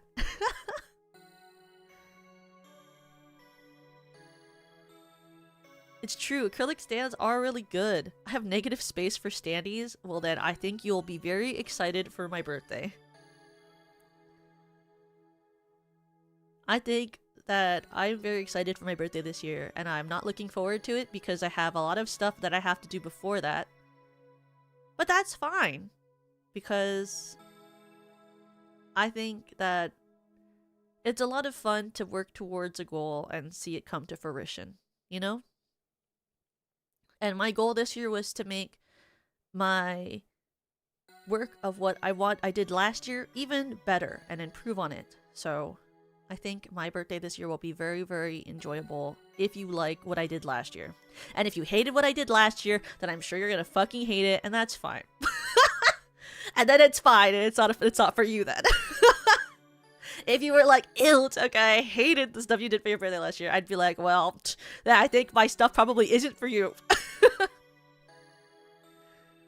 I'm still sad I missed your birthday merch last year. It was really nice, I will say that. But, you know, and you know, not to make the wound worse, but I think that my acrylic stand from last year for my birthday would have looked really nice next to the Hio birthday merch from last year. Because we both had acrylic diorama stands. And they both had a very similar setup. So I think they would have looked really nice next to each other. And I'm not saying that because mine are next to each other. I'm not saying that because of that. But I mean, I think that it's fine. I think you will like what I released this year too. Though I am really excited for my Hio merch when it comes in because I really want that coin. I like, when I saw that coin, I was like, I need that. I need that. I need it right now. I bought 2 Hio coins because I was like, what if I lose one? I need one for display. I can't just have, like, I need my Hio coins. And I am objectively planning to do a stream whenever my Hio coin comes in that's a hand cam where we just flip a coin the whole stream. I am actually planning to do that. I want to do a hand cam where I flip the coin through the whole stream and we just ask it questions. And maybe we'll have a Batsu wheel. That'd be really fun, right? Where it's like, I flip the coin, we ask it a question. If I get the wrong one, then I can spin a Batsu wheel. I think that'd be a really fun stream. That coin is so funny. I know, and I love it. I'm such a fan. I also bought 2 mugs just in case I break one. Cause I've done that before. You know, sometimes you're like putting your mugs into like your shelf, and then like one is too close to the edge and you have too many mugs, because that is literally my problem. And then like your mug falls and then it just smashes on the ground and you're sad because you only have one version of that mug because you were in that play like 20,000 years ago, and the mug shatters on the floor and you're like, everything is over. And then you try to glue it back together, but you don't have all of the right shards, so then it starts leaking and you think to yourself, I guess I actually do have to just throw this away. And then you throw it away. And I'm not saying that that's a story that directly happened to me, but I am saying that I might say that that's a very direct story that I might be saying right now. But I really liked that merch. I'm liking a lot of merch that I'm seeing of people this year. I bought 3 packs of her card sleeves. I might get more can badges to make a cute Ita bag for off-kai. Ooh, an Ita bag would be so cute! I will say, that's one of the hard parts about me disliking can badges, is that means you cannot make an Ita bag, because I don't like having can badges. But also, I could never make a VTuber Ita bag, because I feel like that's like the most doxing thing you could ever do, is like make an Ita bag. If you're like a VTuber, especially if it's like someone that you're known for liking. Because like, can you imagine if I made a Hio Ita bag and I was walking around off-kai? It'd be like the most doxable thing ever. Or like if I went to like a regular con and I was wearing an Ita bag of Hiyori Mokami. And this is why all of my Hiyori Mokami merch is in my house. And then you flip your coin and it's so Hiover. It's always Hiover. Everything is so Hiover.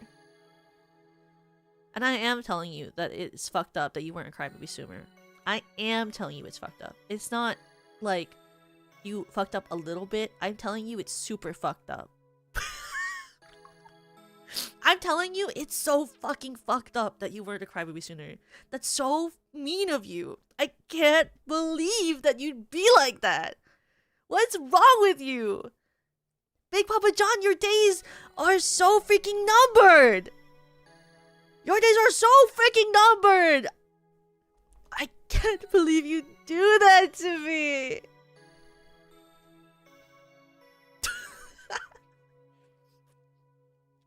I didn't know, I'm sorry! You know what?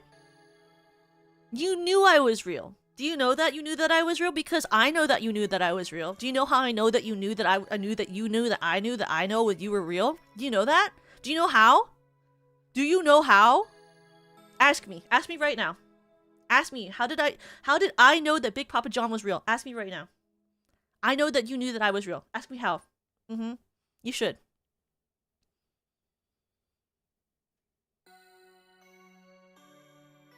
I'm gonna tell you. Okay, you ready? I know that you knew that I was real because I was in the freaking I was in that cover. I was in Hiyori Mokami's New Year cover for this Chinese zodiac. I was there and I was in a lot of shots right next to her, and I was linked in the description. And she talked about me during her cover recap that happened right after the cover release, which I also rated into.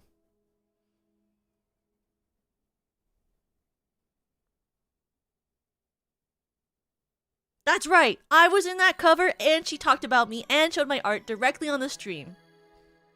So I know you knew that I existed. That's right. Got him! That's right! I gotcha! Caught red-handed! Caught in the act! You knew I existed! And you knew I existed because I was in her chat being annoying! It's both Tokover and Hyover for you. Isn't that crazy sauce?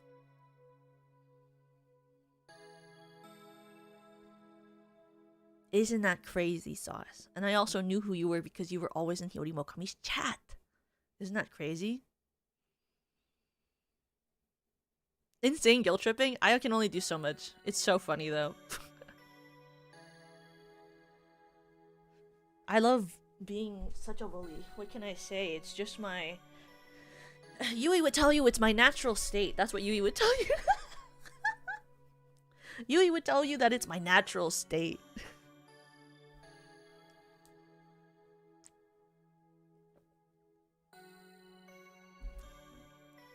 Welcome to the Toka Cult, Crybaby. Wah! Thank you, Conclaver, for being a member for 12 months. Wow, 1 year of knowing about Tokokun? Crazy stuff. I know, right? That's crazy. I don't even know who that is.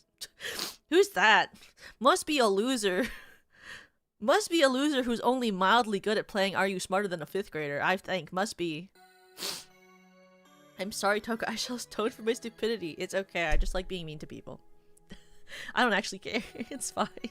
You were busy. I was also busy watching Hyorimo Kami. Watching VTubers.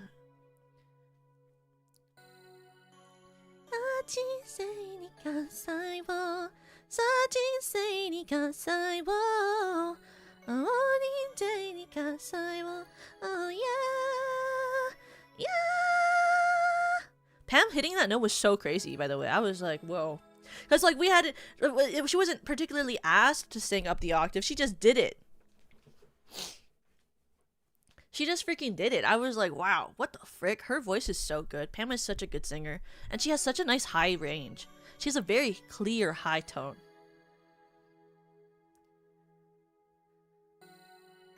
It was really funny, though. What can I say? What can I do? What can I say? What can I do? I made a Dreamy Ita bag when I went to a local event with her in it. Really?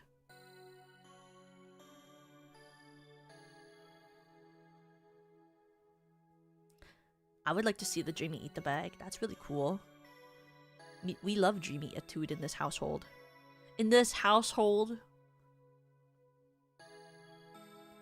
My friends are using that new My Days Are Numbered you just did for sure. Really? That's crazy. If there is a compilation somewhere of YouTubers saying your days are numbered, I want to see it. I also would love to see that. I think that's so funny. When they were like, can you record this? I was like, I mean, yeah. They thought that they would have to dono me to say it. I was like, no, I'll just fucking say it. It's so funny. I swear I've seen it live on like a dozen different channels now. Well, I mean, someone's got to tell him that his days are numbered. He has Hyorimo Kami's bare feet as his icon. Someone better tell him that. Someone better tell him that he has bare feet as his profile picture. I think if someone has their bare feet as the profile, then it should be like that. Then they should get told that. Big Papa John, your days are numbered is such a funny freaking ad. Wait, also you have the freaking no. That is so funny. He was already way past his allowed days. You have allowed days? Damn, like they're actually numbered? I thought it was a joke. Your days are actually numbered? Ooh, that kind of sucks, bro. His days are off, guy. Unfortunately, he gets to live that long. Only until off, guy? Well, it was great knowing ya. They made a Twitter? That's crazy. That is crazy talk. Does that mean that, like, at Twitter? Me when I at Twitter? No. Does that mean at Offguy that they're gonna, like, film themselves demolishing you for the content? Are they gonna, like, form a circle around you and, like, take you down or something? The scariest My Days Are Numbered came from Lemmy. What did she say to you? For legal purposes, it will be non-lethal. With an asterisk at the end. I believe that fully, of course. Oh, fuck, there's so... What did you do to deserve this? What happened? Why are you like this? What happened? Get out with the sickness. Oh, get out with the sickness. I think Lemmy just said it organically without being asked. That's so funny. It all started. I like that you say this, like, if we're about to enter in, like, you know, like, there's a, what do you call, like, in Pokemon in TV shows where like they do like the water drop effect and they're like, it all began, and then it's like and like the piano plays in the background and it's like and then like the ripple effect and then it goes into a flashback. Lemmy made it haunting. I don't know how to describe it. Yes, you get it. He knows what he did. What did he do? How do you deserve having your days be numbered until next off guy? I don't know what I did besides mix puns, but you said I'm funny. You are funny, but that doesn't mean that normally making puns does not make your days numbered. What did you actually do? Yeah, funny looking. What? That was actually pretty sick. That was pretty good. The timing on that was pretty awesome. I kind of wish my days were numbered now. Kind of sounds entertaining. I mean, what about it is entertaining other than the fact that your days are numbered? Can you imagine if you were like actually had a real days are numbered and it wasn't a joke? That'd be kind of scary. I'd rather not know when I was going to go, but also it'd be scary. Imagine the adrenaline rush of the approaching days.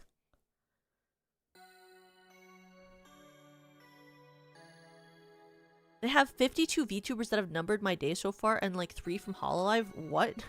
Did they dono into the Hololive chats to get them to say that, or did they say it organically to you? I hope that you're not in trouble. I would be worried about your safety. We dono for the convenience fee.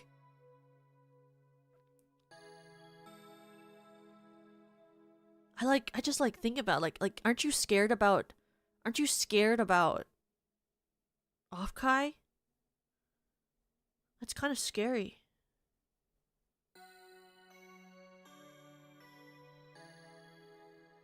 Aren't you scared? If your days are numbered, shouldn't you be worried? Have you written your will yet? You might want to start writing it. Do you have a will? I found out you have to pay for those. I didn't know that you had to pay for that. I thought that they were like free or something because people deserve to like have like a thing to like tell people what to do with their stuff after they die, but like I found out you have to pay for that. I found out you have to pay for that and I didn't know. I don't have a will. Oh my god, you better start writing one. You might need it. You don't know. They're just saying that like it's like not lethal on a stream, but that might just be a legal thing. You might want to make one, you know? I'm just imagining the JP Hologirl saying it in plain English. Big Papa John, Big Papa John, your days are numbered.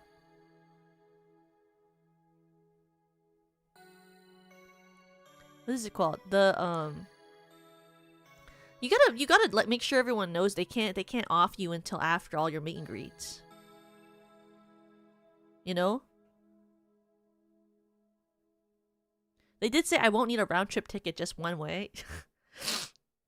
Well, you better make sure that you're ready. You plan all those meet and greets like till the end. Can you imagine like your Hiyori Mokami meet and greet is like not till after they've scheduled to off you? Now that's torture. Then your days are before you even get to meet Hiyori Mokami at con. Can you imagine they get you before the Oshi? That'd be kind of sick. He just gets jumped in front of her. You notice the line is getting even longer behind Hiyori Mokami. In fact, there's a crowd. It starts to encircle you around the screen. You get jumped. Bagged and dragged out during the meet and greet.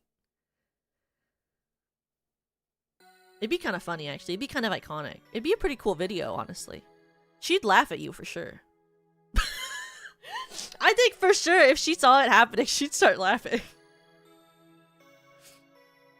I mean, though, to be fair, I think I'd also start laughing. I think anyone would start laughing.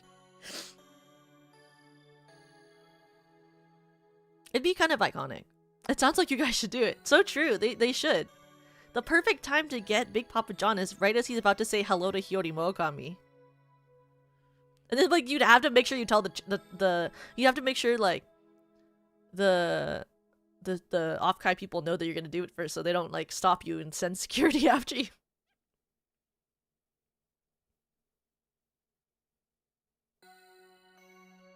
They said at off-kai they're getting in line at all the meet and greets, so I go to tell everyone I meet that my days are numbered. Well, I'd have to know who the fuck you are. You know how many of you people come up to my meet and greets and you don't say your name, like your @ that you have on YouTube to me, and you start talking to me like I would know who you are? Like, I don't know what you look like.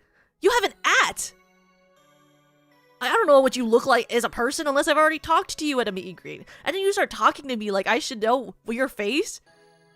And I'm like, I don't know who you are. You haven't said who you are yet. How am I gonna know? Like, at least Tuki, like, said that they were Tuki by, like, being like, you said ew at me. And then I was like, oh, I know who you are. I was like, ah, yes, I know because you said that to me.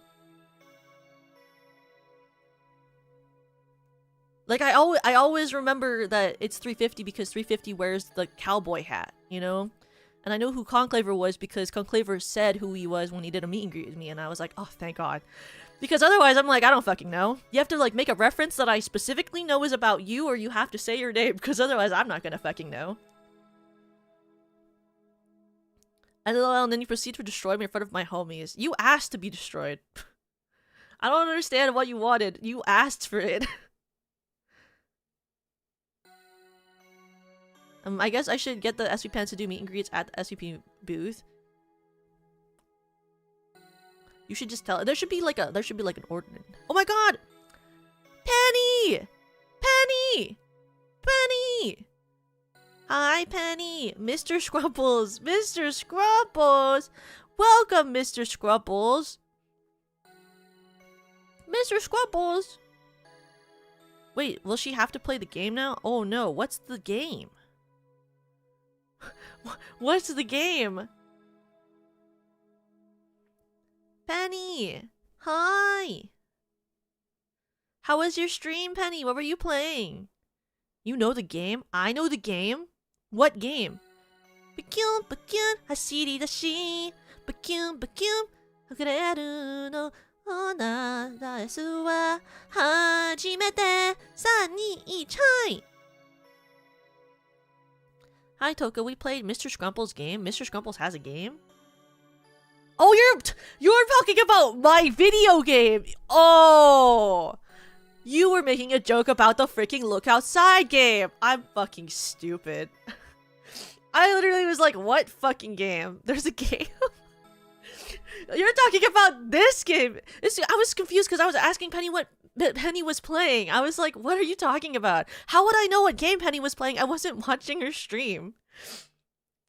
What is the Mr. Scrumples game? Is it just like... I have to look at your stream now. I don't know what the Mr. Scrumples game is. I didn't know he had a video game. I was literally about to type into YouTube Mr. Scrumples game as if that was going to show anything. Penny... Cube it. He doesn't. Oh, then what were you doing? Live. Whoa. Penny, I love this weekly schedule. Stop. This is so funny. I love it. It's so good. Penny, your thumbnail art that you draw is so good. I think you're insane. Especially, oh my god, the 3DO ASMR. That is so cute. The 3DO ASMR of Mr. Scrumples driving while you're sleeping. Oh, that is so cute. And the date everything when you look so charming. Your thumbnail art is just really a next level. I'm such a fan. I'm such a Penny Cubit fan. You were playing Draw a Stickman Epic 2 Adventure. What the fuck is this? I've never seen this before.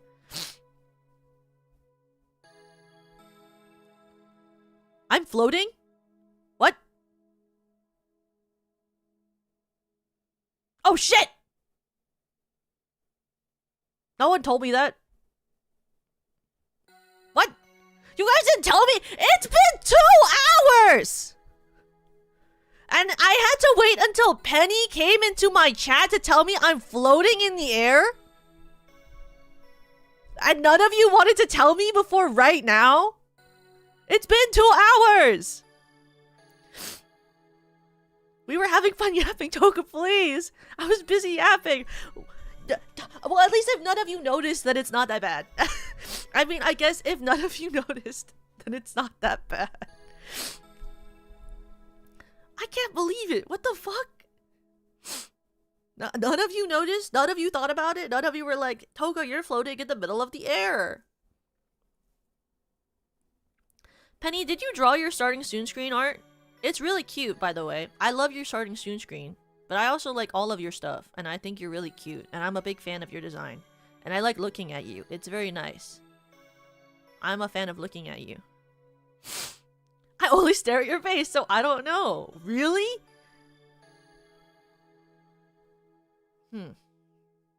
That's crazy talk. But anyway, I'll also say, thank you, Penny, for the raid, and welcome, raiders. We're supposed to be playing Look Outside today. And I haven't played it yet, but we are gonna play it. And I've just been talking for 2 hours. And yeah, I promise that this game is good and that I'm good at playing the game. Well, I'm not a liar. I'm not good at playing the game, but I like the game, which means that I'm gonna play the game whenever I press play, which has not happened yet, but will happen within the next 20 minutes, I'm sure. And and you might like this Crybaby in my arms. It was drawn by Penny, and I use it all the time. So, yes. And if you don't know who I am, my name is Toka-kun. I'm a Crystal Diamond VTuber from this company called SEWERS Productions. And I, my favorite skill that I have is yapping. And my favorite content that I produce is, yapping. And the content that I produce the most is yapping. Yes. And that is who I am. I also like these RPG Maker games. But, yeah. That's my special skill. That's my special thing that I do. And, you might think it's unique in VTubing, but it's not. But, but I like to pretend that it is.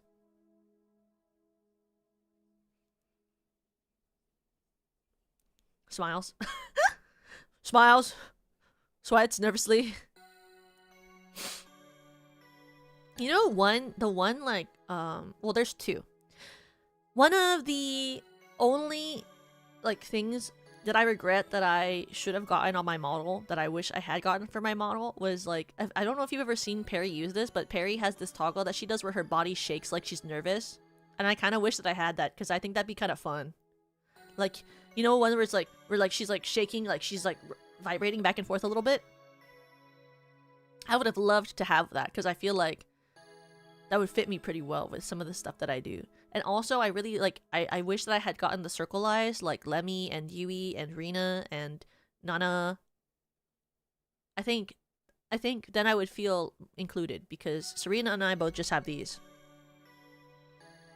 Which is not the same. And does not convey the same emotions. Though I guess the angry one kind of does have the same emotions. Like, if I'm this kind of has, like, the same emotions as, like, the empty white eyes. Right?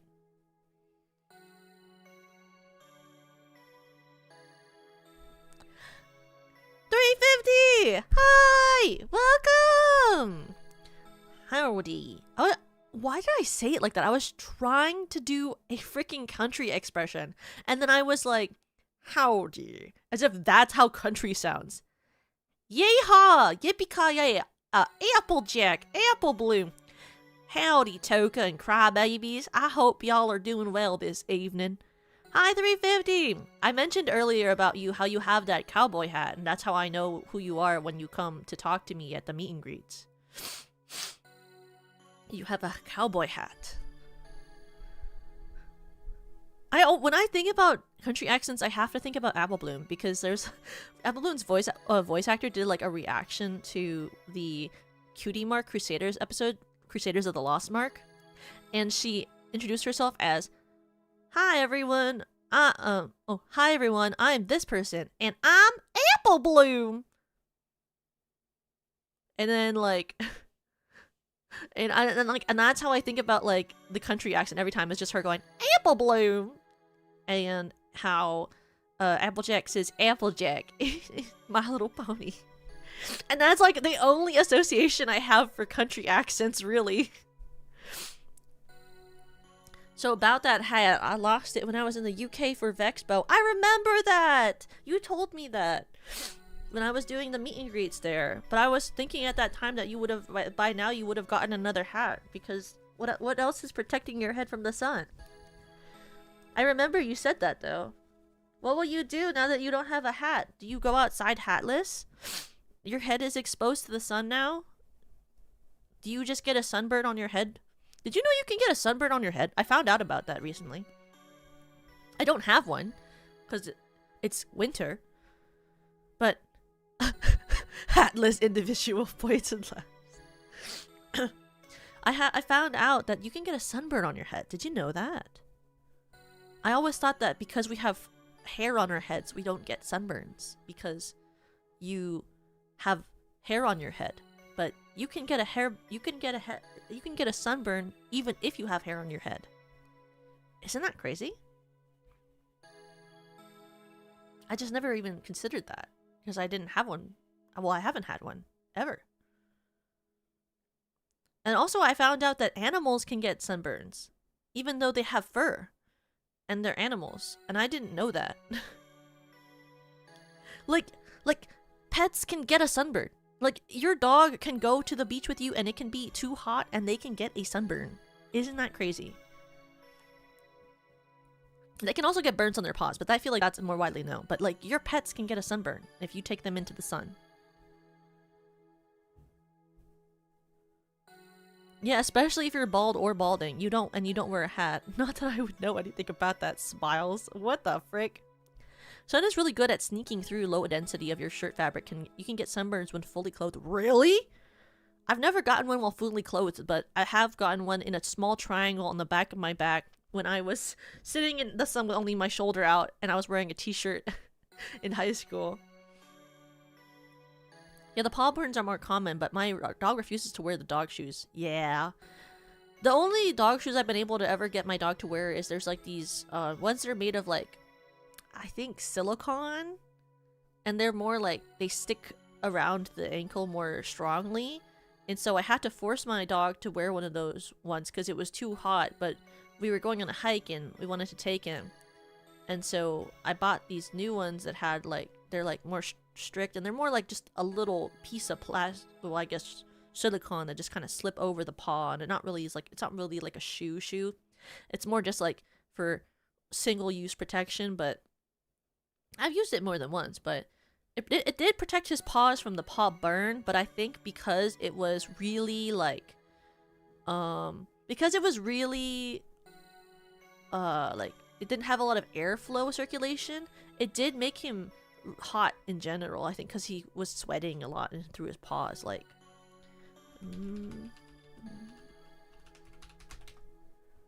Like, where is it? I also have Musher Secrets. But that's more like for the snow.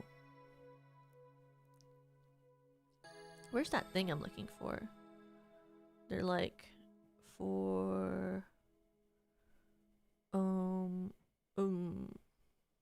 it's like for rain.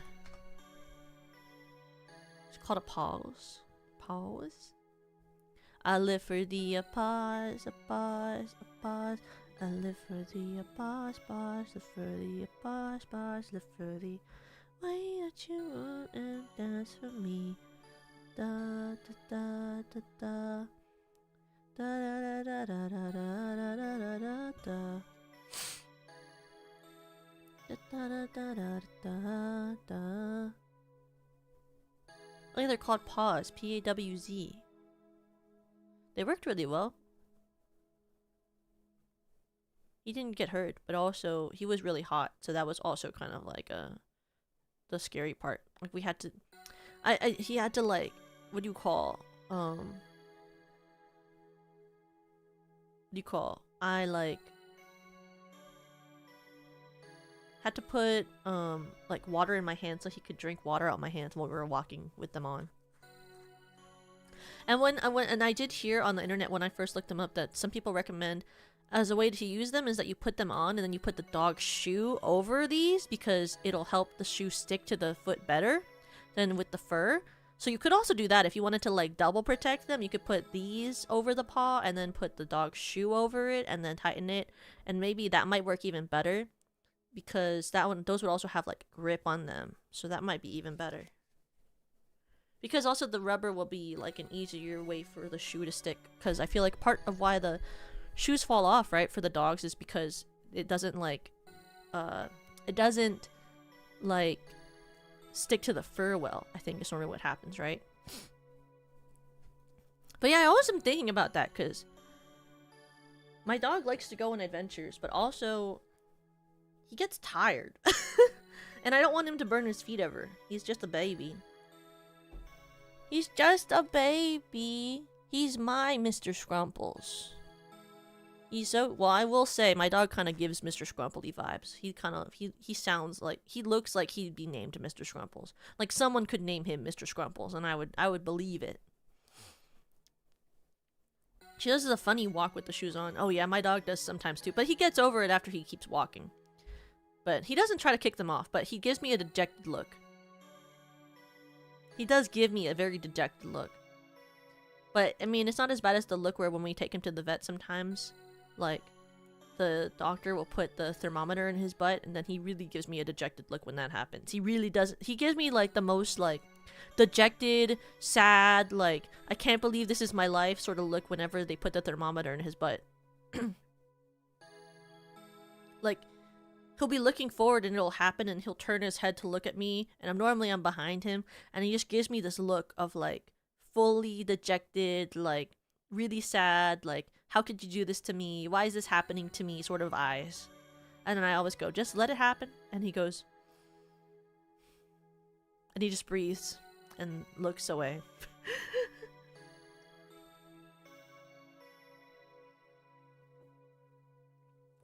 He's a treat. 1 second.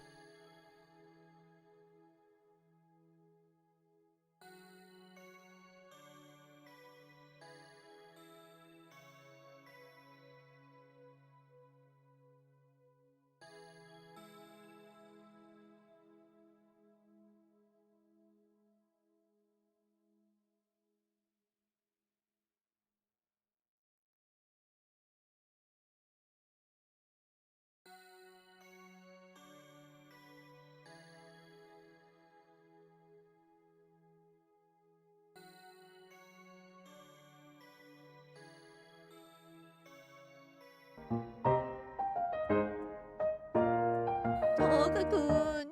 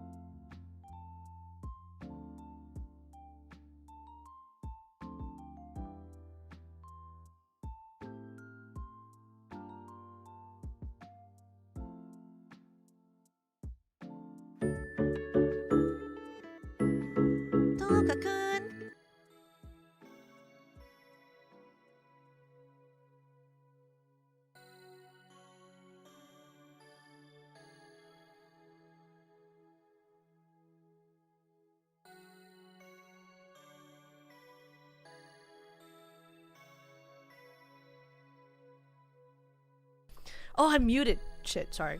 I was like telling you that I was like she called me and she was like, I know you're streaming, but do you have perchance a second? And I was like, yes. What is it? What's wrong? And she was like, I'm locked out. And I went, oh, sorry, yeah, I can. She was like, do you think you'll have a break in the next like couple of minutes or so? And I was like, yeah, I can just go and open the fucking door. I was like, what do you mean? And she was like, I like went to get her and she was like, well, I don't know how your streams work. And I was like, well, if you're locked out, I'll open the door. Like, I'll just take a break and I'll open the door. Can you imagine? I'm like, I'll take a break in 30 minutes. You're stuck outside. Have fun. Like, can you imagine? I'm like, actually, I'm really busy right now. You have to wait outside. I'm not gonna open the door for you. Can you imagine? That'd be so funny. I'm planning to take a break in 3 hours. Wow! Thank you! Thank you! Thank you for the 5 gifted! If you were gifted a membership by Ubu, please make sure to thank them! Please make sure to thank them! Thank you so much! Welcome to the Toka Cult, Crybaby!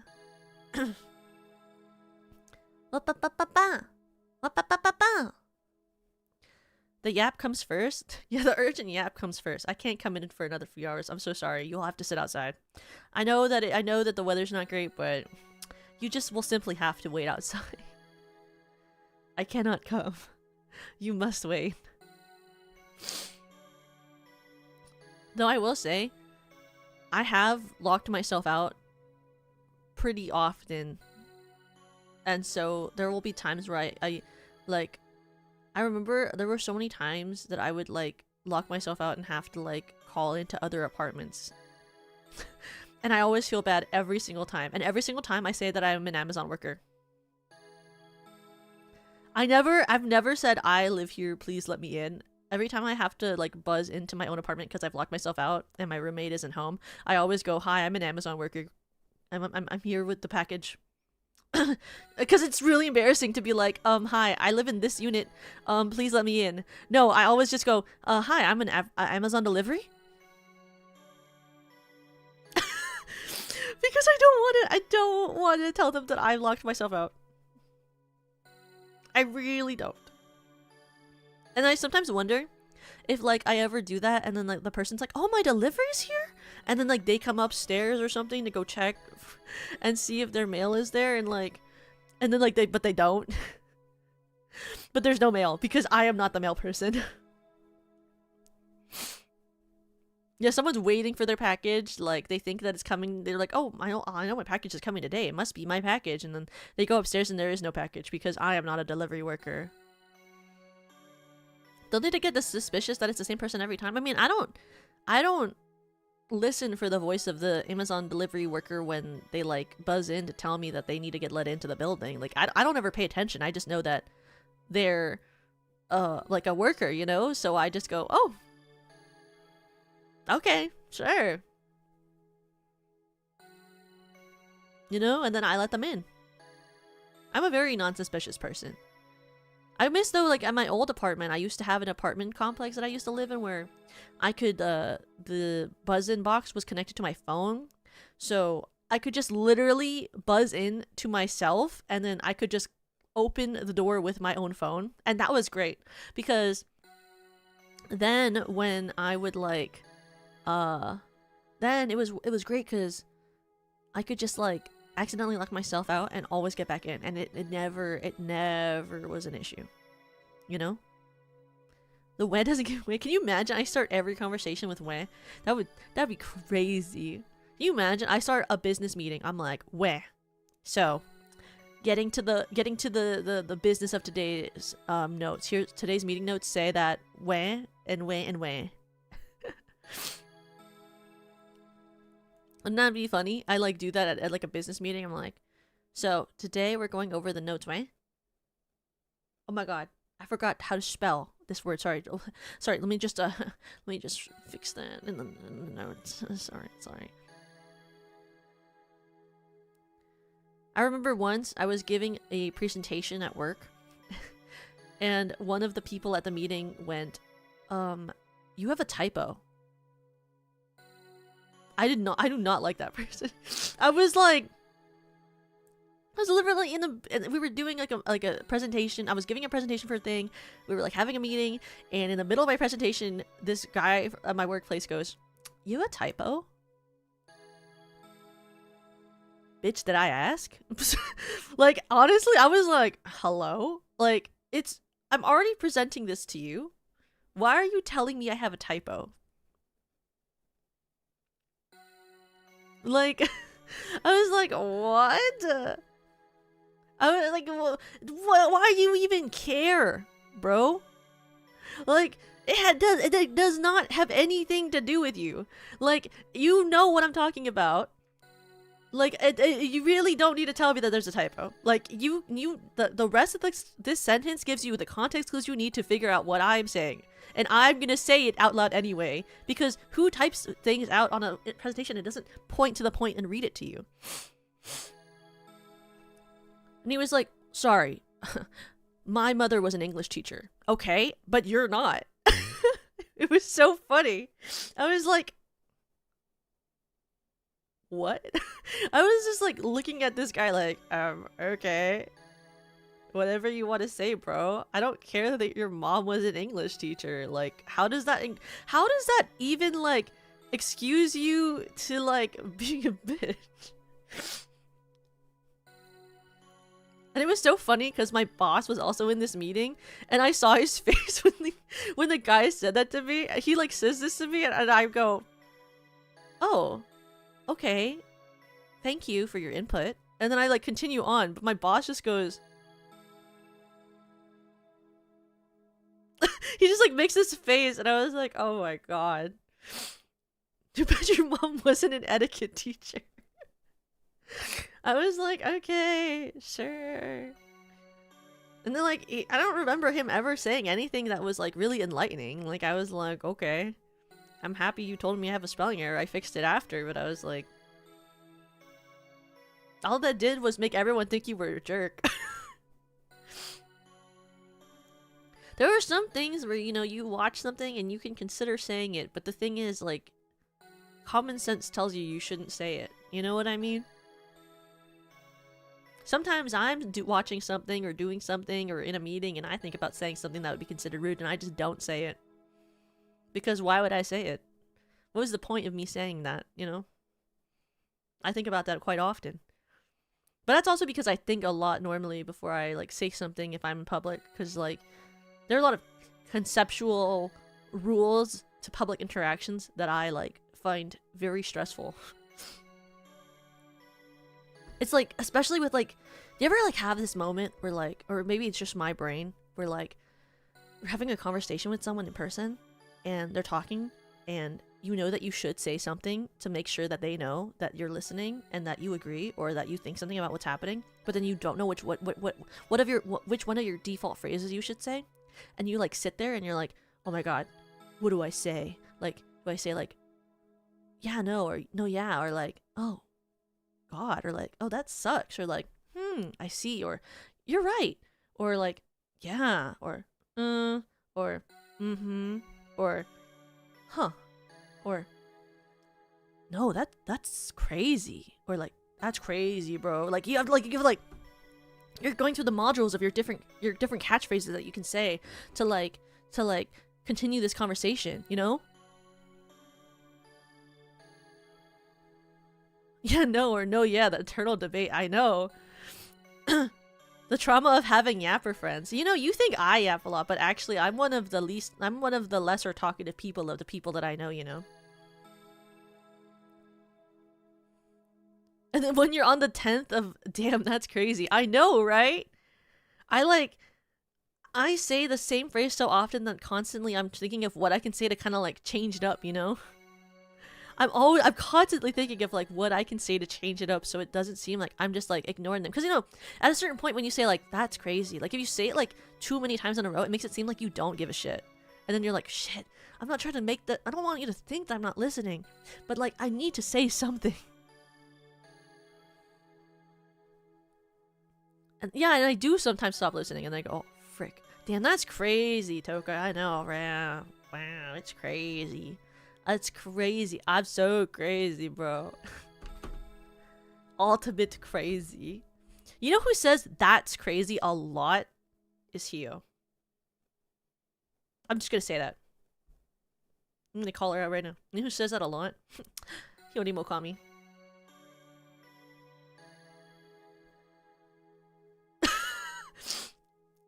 So controversial, so brave. I know, what can I say? I'll say it for everyone. You know who says that's crazy a lot? Hio Mokami.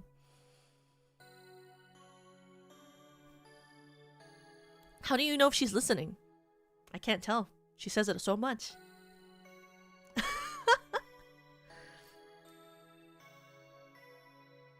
But what can you do? I mean, I think I probably have like overused phrases probably that I say to people when I listen. Like, what do I normally say to people when I'm listening? Oh, I think I say a lot of like, I see. I think I say that a lot. I go, oh, I see. Or I go, oh yeah? Or stuff like that, you know? Or, I got in trouble once for saying, oh, okay.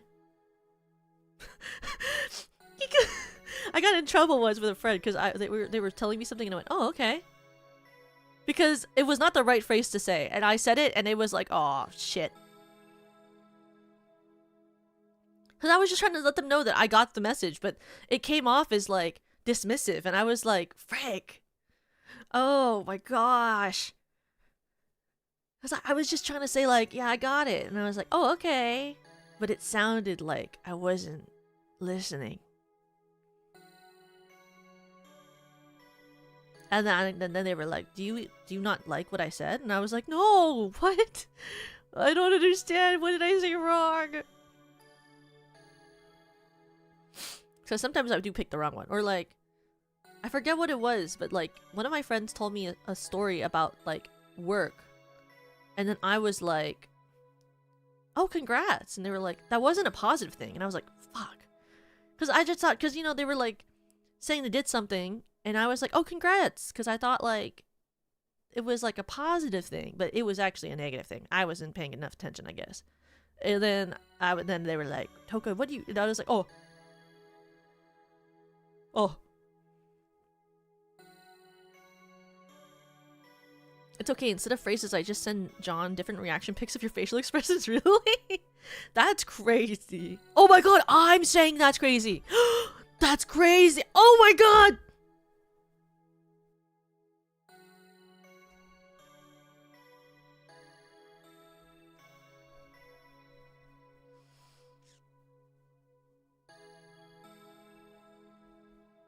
That's... That's incredulous. Big person word. Whoa! Huge brain! Oh my god! Can you imagine if people started saying that instead of that's crazy? They're like, that's incredulous. People in glass houses throwing stones. Watch too much Hio is infecting your speech. I know, right? I don't know why. It just sinks into my brain's crevasses and I just can't stop. Darn, that's goofy. Now that's wild. Hi Rex, welcome! Are the boys causing problems? No, no one's causing problems. Well, Big Papa John might be causing problems because he told me that he became a crybaby, like he didn't know I existed even though he saw me in Hio's content like really early on after I debuted, and so obviously he just like wasn't paying attention, and that was like really crazy and like kind of insane, you know?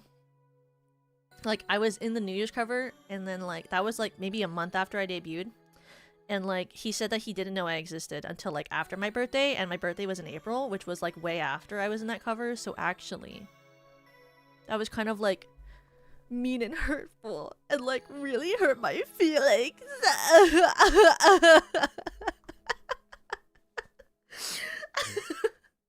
And that like really hurt my feelings. Jono Kushi, he made it cry. That's right, get him! His days are numbered. His days are numbered. He only has till off, guy. I've been a part of Tokameva for so long. Thank you. That's very kind. Thanks. It's okay. You can't bully him too much. His days are numbered. When your days are numbered, people have to be nice to you, right? That's what they say. So I guess I should be nicer to you because your days are numbered.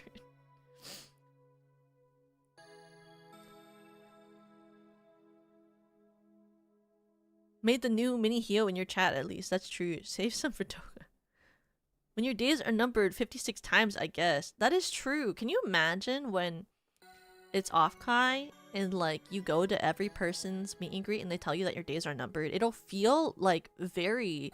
probably like you're in a movie. If you think about it, it will really feel like a movie, because it'll be like, you know, in the movies where like in the supernatural ones or the superhero ones where like they like the hero starts to like see or hear things and it like feels like they're being watched by like some sort of entity.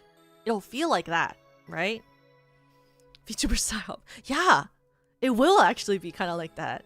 Like, can you imagine if you were like in like if you were like, what is it called? If you were in a movie and like you went to a con and everyone at every meet and greet told you the same thing and you had no idea, and like that would be so scary. Like I'd be like, what's happening? Am I gonna what? Am I gonna be okay? Can you imagine if they didn't tell you that was gonna happen and then it happened to you at the con where they all said the same thing to you? When we told him at every meet and greet, he was gonna line in front of him and tell them they have to say when he comes. Can you imagine if you didn't tell him and like you made every VTuber say like a passphrase to him? Like it was like every single person that he goes to the meet and greet with is like, you haven't and all like at the end of like the conversation they go like, oh, and you have a nice orange shirt, and he's like not wearing an orange shirt, and like, and it's very obviously that he's not wearing an orange shirt, but every VTuber says, oh, but also I like your orange shirt, have a nice day, and he's not wearing one. That would literally make someone feel like they're crazy.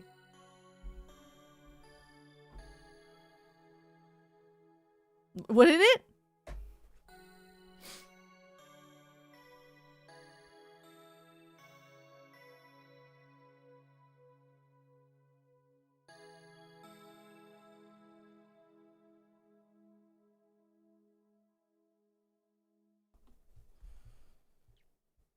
Anime girl gaslighting? It would be an extreme form of gaslighting. And I think it'd be kind of funny, but like if you didn't know, like that would really, really like scare you, wouldn't it? Non-Sasui isn't they all in one meeting with your days are numbered? Crazy? I was crazy once. They walked me in a room of VTubers. I was about to say the actual meme. I wasn't reading. Like, oh my god, or could you imagine? Every single one of them, like, they look down and they would like, this would imply that you could see the person's whole body when you did a meet and greet, but it'd be so scary if they were like, your shoe's untied, by the way. And then like, but your shoes are tied. And all the VTubers at every meet and greet you go to tell you that your shoe is untied when your shoe is tied. Wouldn't that make you really scared that your shoe was untied? And wouldn't you start to think about it like constantly everywhere that you went in the con that your shoe was untied? But your shoe was never untied. But every single VTuber you talked to said your shoe was untied. And you're like, you start to feel like you're going insane. And then as you go down like the elevator, your mind starts to spin. You're worried with thoughts. Is my shirt orange? Are my shoes untied? I'm wearing sandals. My shirt is white. I don't know what's happening anymore. You're getting really, really worried and anxious. Your heart's pounding, and then you get so anxious that you start to drop, and you fall down the escalator, tumbling down each of those sharp edges on escalator ledges, and you hit the ground, looking up, and it's an iPad of a VTuber coming up to in the corner of your vision. The iPad of the VTuber comes up and goes, "Are you okay? Also, why is your shirt orange, and why are your shoes untied? Oh, it's your fault." And then they zoom away.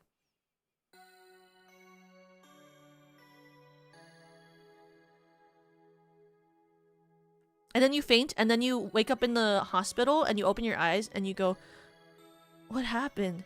And then the doctor goes, "Sir, you've been out for 9 years." And they go, "Huh?" And then you check your phone to see if there are pictures of your Oshi on it. None of them are real.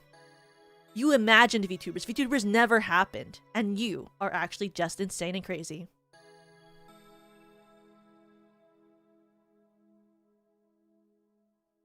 Think about that. Think about that. Think about that. Now, wouldn't that be insane? I just checked to see if my shoes are tied. I hope they're tied. I hope you don't trip. That would suck. Could you imagine that happening though? Like you're actually like one of you points at the screen. One of you has been asleep for like 10 years. VTubers are not real. You are imagining this. This is not real. I'm actually like, in the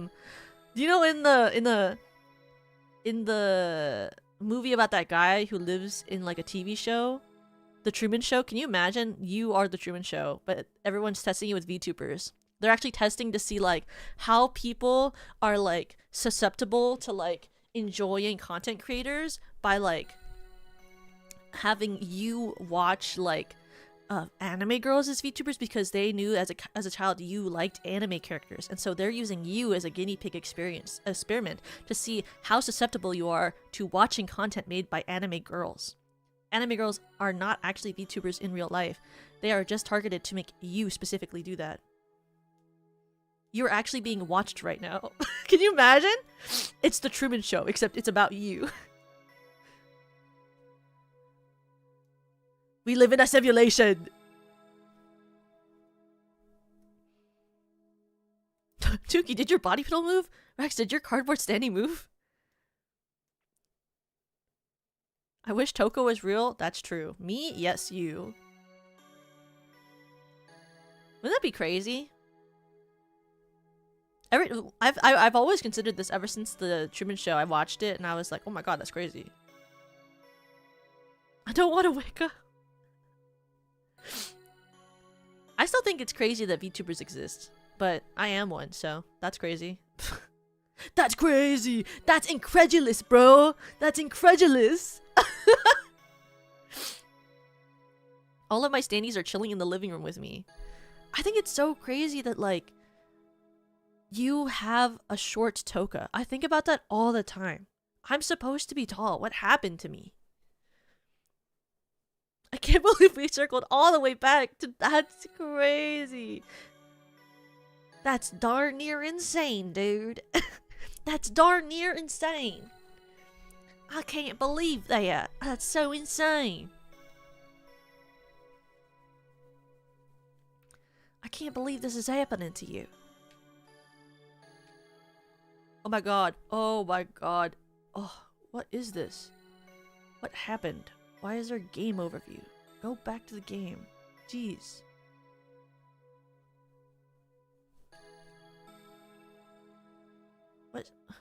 What's happening? Why can't I control this game? Why can't I go back to this game? Why can't I play this game?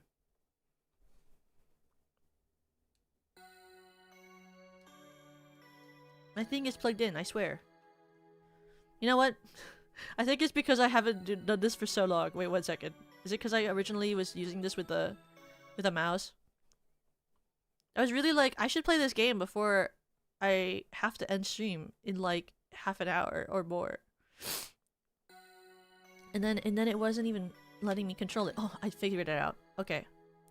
I figured it out because I'm a genius and I don't know what else to say. I'm just a genius. As long as no other toka is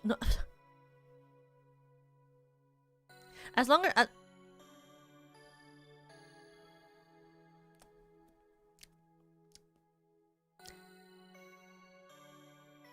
as long as no other short as long as no other short toka is made, it'll be one of a kind. Maybe one day I can get you to sign it. That is true. Can you imagine? Bro, this happens to me sometimes when I'm reading chat and I really don't know what to say, because one of my favorite things was once in a call, I was with Kijo. Kijo says to me, you know, Toka, one of my favorite things about watching you is that you have such good diction and like your sound is so clear when I watch your streams. Bro, how? Sometimes I feel like I'm reading the chat and I literally like I can't even say a word. Like, what the fuck am I saying? Like, what was that? And it happens like at least once every stream. It's okay, Toko. It's gonna be a bloodbath when we all bid for the Hio Sandy at Offkai. Yeah, I was watching that happen last year and I thought it was insane. I don't have that type of money. You guys are a little insane. It's because Toka's regularity. That's true. I remember when I was watching the standee auction for the Offkai last year for SVP. I thought it was so crazy that people bid on our standees. I literally thought that no one was like gonna bid for our standees. I was like, this is cool, I hope it happens, but I genuinely did not think anyone would want any of our standees. It was crazy to me that anyone wanted them, and then they did, and I was like, that's sick. I was like, we're kind of a new company, I can't imagine anyone wanting our standees. And then they did, and that was kind of sick. Oh yeah, your standee from Offkai is in a new house. Really? That's so cool. I don't expect to win the Hio standee, so I'll stick with the two dreamy ones I have. Dreamy standee from Offkai. Oh my god, did you have the one? Was it the dreamy in the Vivaria outfit? Like the one on her standee from Vivaria? The one with the cool rabbit outfit?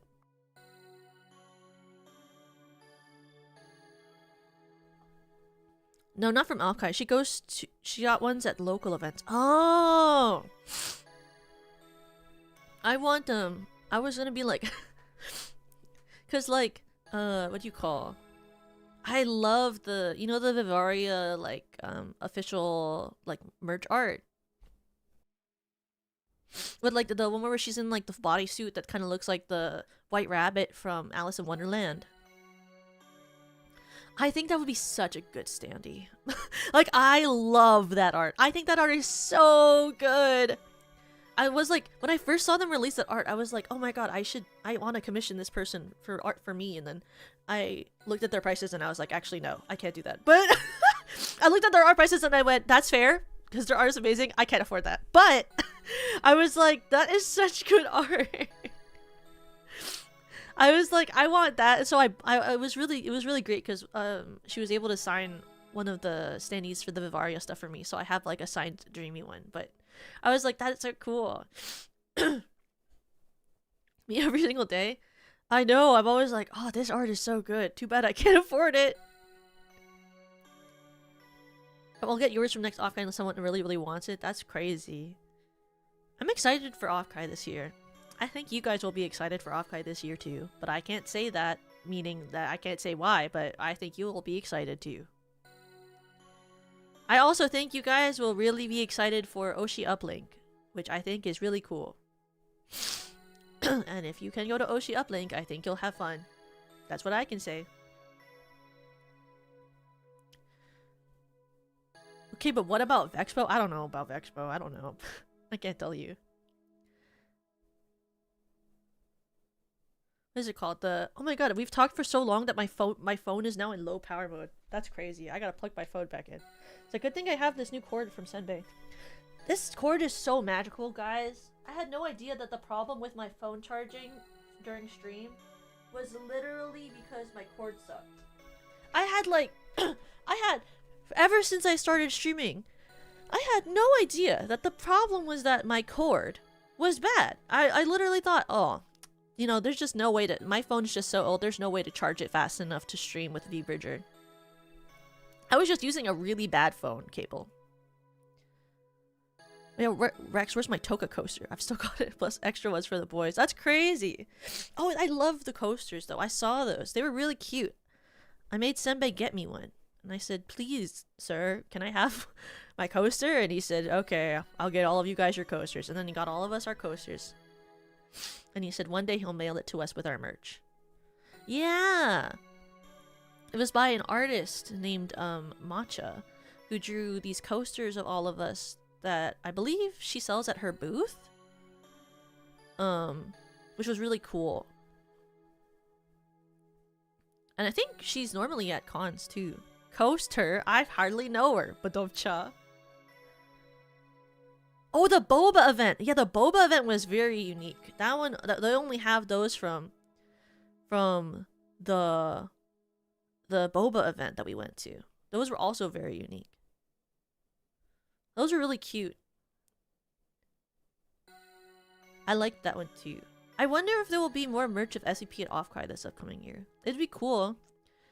I've always wanted to see like someone want to independently make like merch of Toka and have like a thing of them. Like how they had like the person who had the Hio stickers last year, or like the little keychains last year. I thought it was so cool that they had the Lemmy one that was on a spring. I'm hopeful one day that I will be big enough for people to think it's profitable to do that. Because I do understand why people don't, especially for smaller VTubers. It's not profitable, you know, because you have to order the merch and then you have to make this. They have to get, you know, to get the. And then you have to make the sale back, right? For the amount that it costs to make the merch. So I completely understand why, especially even if an artist likes a smaller VTuber, it's hard to get merch made of them because you have to make the money back, and you wouldn't make merch if you couldn't sell it. So I hope one day that I am become the size where it is profitable enough to make merch of me. That is what I think. You got the Lemmy one? I did too. It's so cute. I broke the spring. So I just have the acrylic now because I was flipping it around so much that I broke the part that attaches to the spring. Because I'm very intelligent and very smart.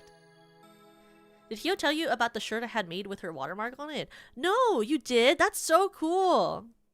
I would love a Hyori Mokami phone case.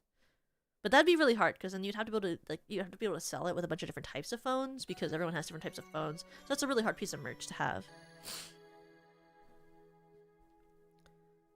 Though I think like also like I forget who it was. One of you guys has like a Hyori Mokami phone case, and that was really cool. I thought that was sick.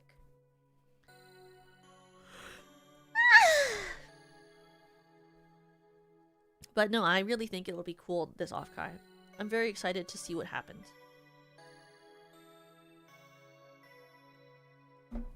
I think everyone should be excited for Offkai this year. Offkai looks really cool. Or Offkai is cool too. Just in general. I think it's really cool to have a con like that. See, the roaches haven't eaten my spaghetti yet. And so that means we can't have the roaches yet. Oh! Hi! It's our friend. I just got scared because he was looking. Hi! You're excited to hang out with all the coolers? Yeah! That's my favorite part of like all VTuber stuff with fans is that they become each other's friends and they hang out. I think that's such a cool thing. Because I also make like most of the close friends I have now are all ones that I've met through VTubing. So I feel like it's really like an amazing place to create friendships and find community, which I really like because I feel like when you become an adult, that's so hard. Like, who's are getting an Airbnb together? That is so cute. Oh, period. It's here. Did it follow you home? Hi. A low rumbling gurgle comes from the eerie figure. It glides backwards, leaving something behind on the floor. It's gone. What's on the floor, bro? A rose. It's very pretty. A gift from the masked shadow? It makes you feel uneasy. I'll take it, sure. I don't know why, but sure, I'll take it. Sadly, Tuki won't be able to join us. Or Toki and Shin won't be able to join us this time around. What? That's sad. I hope you guys are able to do something and have fun so you don't get FOMO. Because I feel like a lot of people would get FOMO.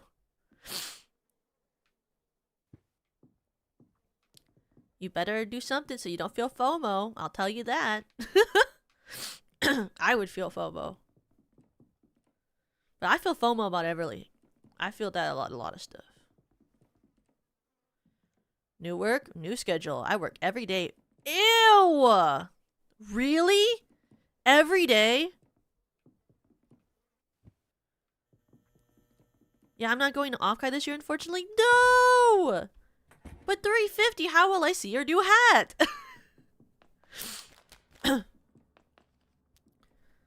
There's another con happening in September. It's a Midwest con. Oh, a Midwest con. I've never heard of that before. I'm not going. What is it called? I haven't heard of that one yet. I hope you're able to go to some con that we're at this year, 350. A Midwest con? Midwest con. Can you imagine if it's called a Midwest con?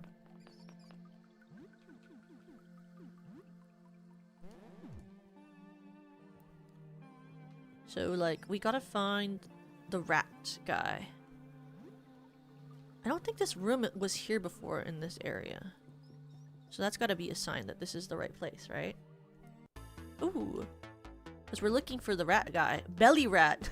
That is a fun name for it. Belly rat. Oh shit, we gotta get his viewership up. You're right. No one told me that, but also you're right. Yeah, you're so right. Special. Vicious remarks. Papa now. Rat. Yippee-ki-yay. That's why I was asking about Vexpo. Oh. I just thought it was because you were there last year. Moshi Expo. What is the Mo from? Is that like a reference to something? Or like just because it's like Oshi, like Moshi. Or oh, is it like Moshi Moshi? Like Mosh Mosh? Like hello? Like hello Expo? Cheese wedge. Cowboy hat. I found your hat! 350! I found your hat! Look, it's right here! I found your hat! Oh, I can't wear it. Where is it? Oh, hat. Look at that! Yeehaw! Yeehaw! As they say, yippee-ki-yay! I can't believe your hat wound up in this game. What an interesting place for it to end up. I need to put on Dan. He needs it, actually. Because I just feel like in general, it'd be better if he was able to do like the extra bleed. And then you can have this claymore.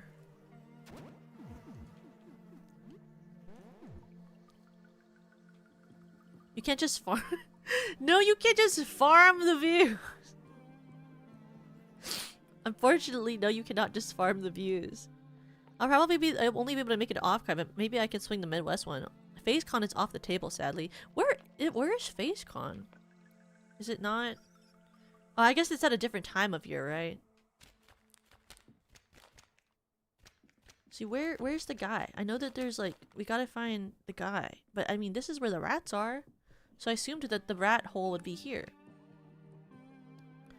Oh, it's before Offkai. Okay. Same place as the old Offkai. Oh, in the hotel? Interesting. I'm excited to see what it's gonna be. I like, it's new, right? So I'm sure it'll be a little different. What? The light, it feels different in here than it was before. But I gotta find the rat hole. Maybe if I follow the blood trail, I'll find a rat hole? Like, is it in here? I do know this one is like negative picture, indirect observation. No, this is the telescope pin. Oh, you should have got him to hook you up with free tickets. It's so funny. I mean, that would be kind of sick. Tickets are expensive for everything.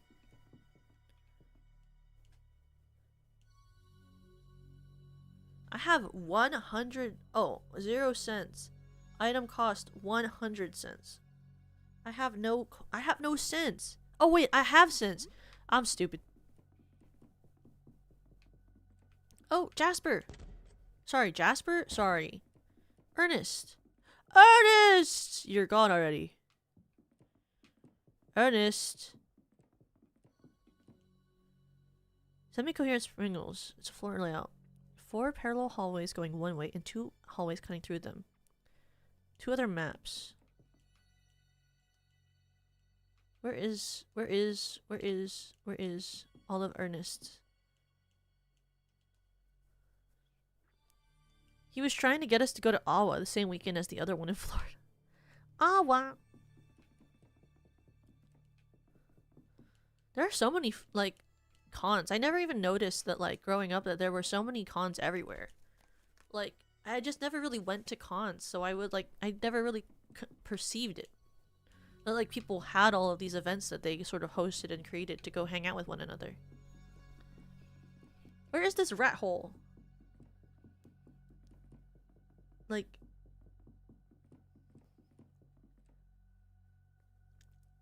How do I get into rat hell? I know that Ernest is there. And that I need to save him. The only con I've gone to before Hollow Mat was AX in 2019. Oh, AX.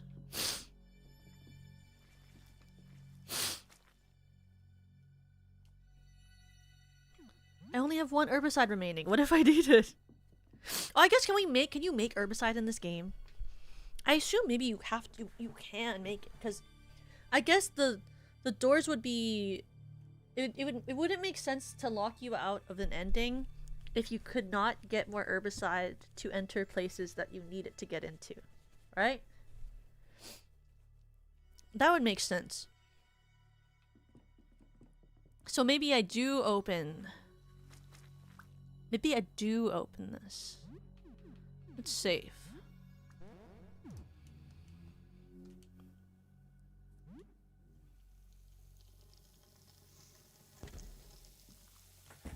Whoa. That's so crazy. Oh, it just has, like, guns. We don't need that. I thought this was, like, maybe the rat hole. We need the rat. Give me the rat hole. I want to save Ernest. Ernest? Da da da. What is the lyric again from the song that he has? To see Ernest. And it's from the death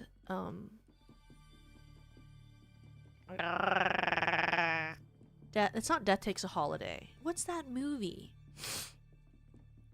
With Meryl Streep and the other lady, and Death Becomes Her. The Death Becomes Her musical, which actually performed really badly, I'm pretty sure, but the music is pretty bad too. But that number is very good. To see Honest. Disc shape. Which one was it? Was it Mercury? Nope. I'm a loser. Okay. Was it Mars? Haha, I'm a loser. Okay. Was it Earth? Was it Earth? Yes, it was.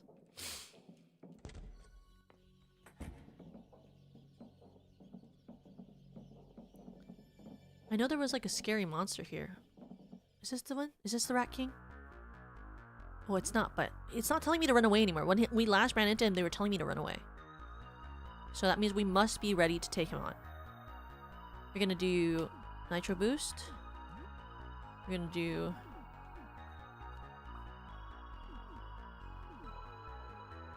a Freak Out. We're gonna do... a Kick. Oh, that was easy. Okay. Yeah, I waited long enough to take care of him, I guess. I guess the rat freak got taken down. Where are we?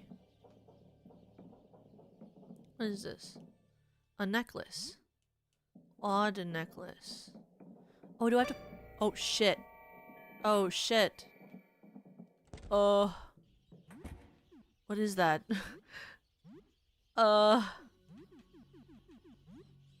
Strange necklace. It feels very cold to the touch. You have a bad feeling about it. So do I, like, put it on or not? I'm wondering if I should put it on, and maybe that will make me get access to the... Like, it kind of feels like that, right? Like, you would put it on, and then, like in Fear and Hunger, sometimes, like, you equip something, and it allows you access to the things. Like, if I put it on, does it magically, like, make something else happen?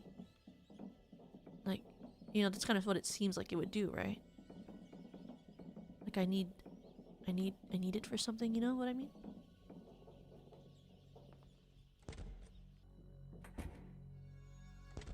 Like, I guess I already saved. I can test it out. Like, if I re-enter... Do they swarm me? Do they just do that for the scare effect? Do they just stay there? You know what I mean? Just stay here. Nothing attacks me. In fact, they just look at me. They're all very calm, in fact, about it. Huh. Interesting. You can just leave. I have the odd necklace now. Oh, that scared me, even though I already knew that it was going to close when I took the disc out. Oh, maybe let's see. Will it just appear?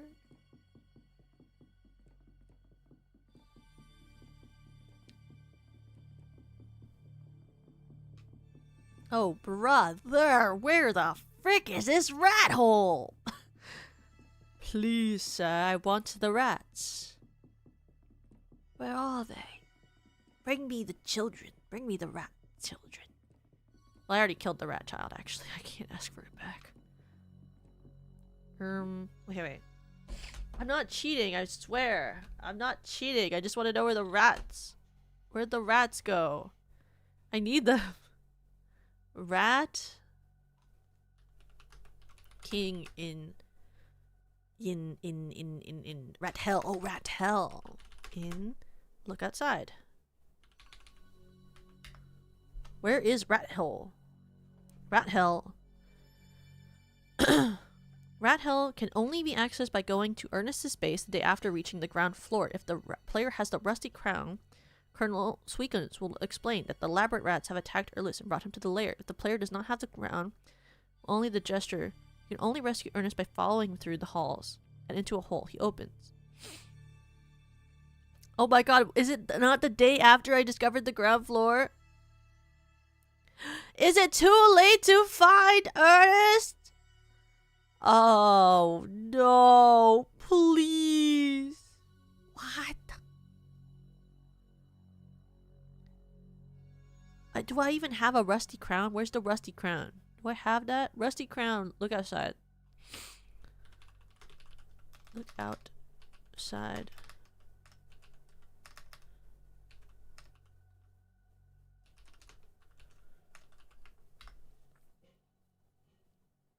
Where's the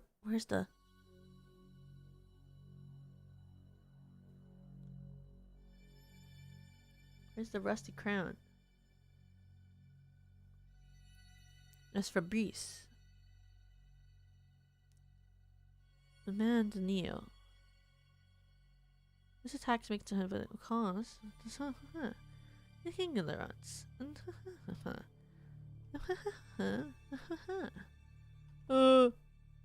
No!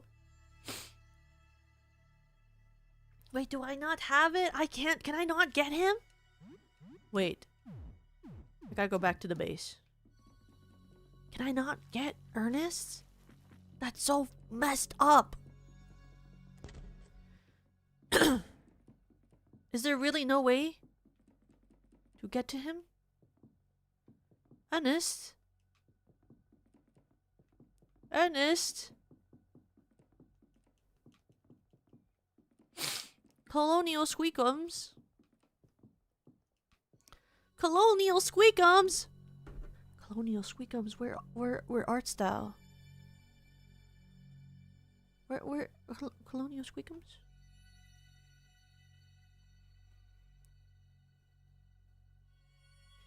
I must go complete some cleaning as always.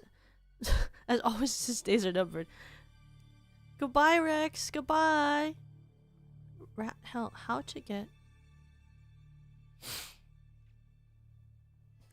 to rat hell?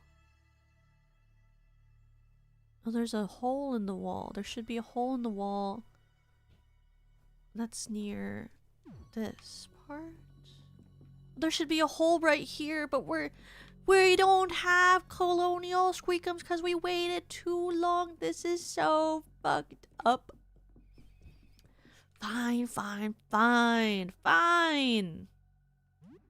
This is so messed up. I know this is a person that I could have as a friend too, I guess.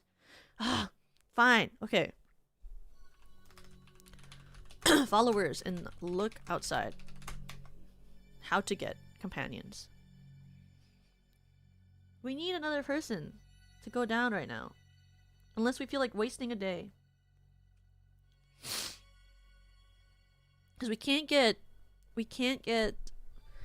the roaches till tomorrow. And we want to do something today.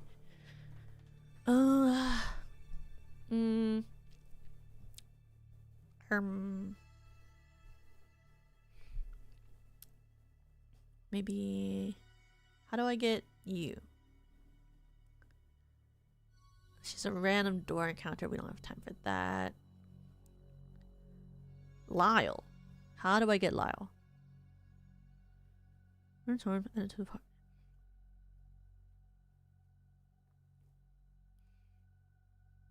Lyle will be in the living room. He cannot wear shoes, and his body slot is occupied by Lyle's robe. He can be persuaded to be the game master for the campaign. Does he have good skills? Lyle. I can technically get Lyle. I can technically get Lyle.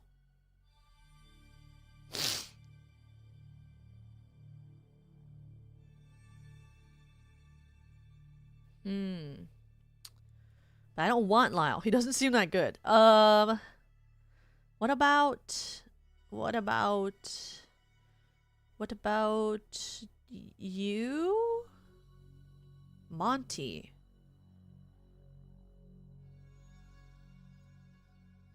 Random door encounter. Okay. Okay. Audrey, the vending machine. You have to put $1 worth of coins into the slot. And then, if the player speaks to Audrey and improves the relationship enough, she can be recruited. And will move into the apartment.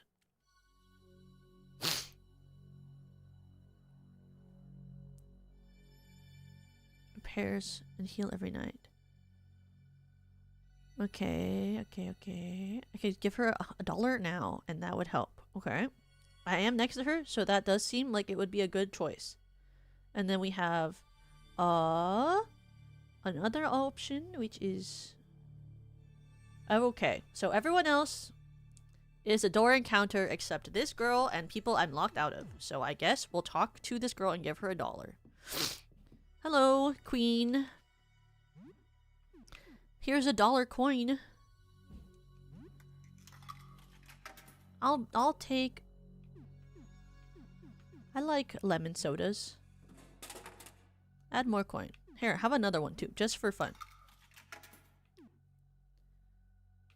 Ask for advice.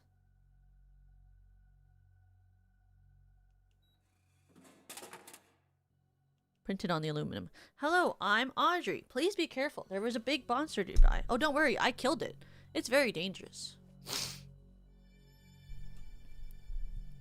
Oh, I should type, I killed that thing, actually. There is no answer. Add more coins. Advice. Whoa, really? That's awesome. You must be really strong. That thing was huge. There's a drawing of a thumbs up. On the back of the can in smaller text, ask questions after you insert coins, and I'll answer the best I can. Add more coins. Here, take a quarter. Take another quarter. Take another quarter. Take another quarter. Advice. Ask about her. Tell me about you. Or do you need any help? Sure. Could you buy all of my juice boxes? They're too small for my storage compartment and they jiggle around whenever I move. It's annoying.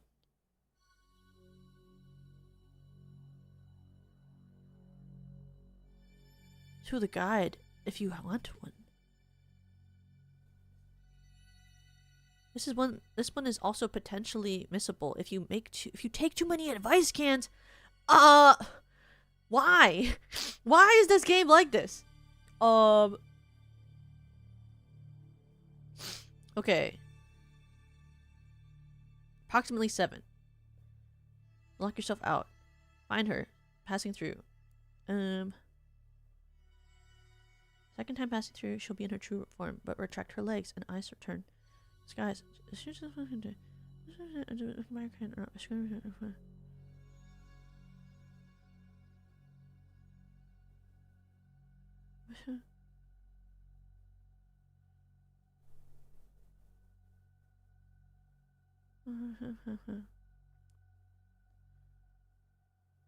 what?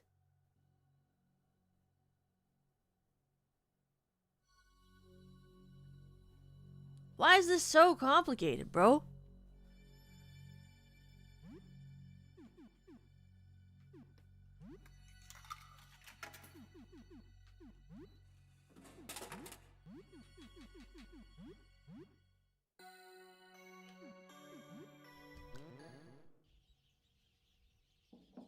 Like, why though? Like, first they won't let me go into the rat hole. Now they won't let me have this vending machine easily. Like, I just want the freaking friends.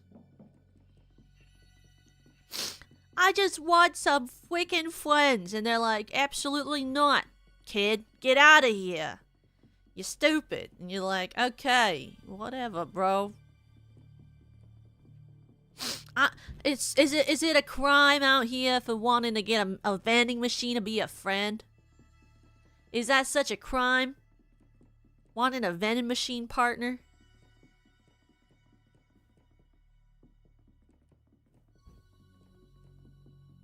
If you fed a friend into a wall, I'd avoid you too. It was a rat baby and I didn't even want it. If you don't save Ernest on the date he's kidnapped, you can't get him. So you have to visit him every single day just in case. That's so fucked up. Wonder if getting a vending machine would be profitable. I don't really know, honestly. You might be. I mean, I guess it would depend on if the area that you're living in has a lot of people who would want vending machine items. Well, this is messed up. You know what I'm gonna do instead? I'm gonna go the fuck home and I'm gonna play some video games. And I'm gonna hope I get a good door encounter, and if I don't get a good door encounter, then simply I will wait until the roaches are home. I don't even know how to get home. Can I get home? Where's the door? Excuse me, can I get the door? Excuse me, can I have a door? Please, can I have a door? I'm so sorry. Where's the door?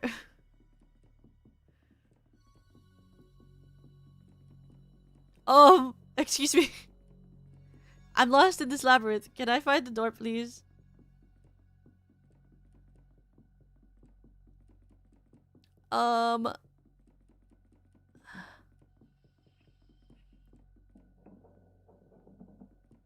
Where is the door?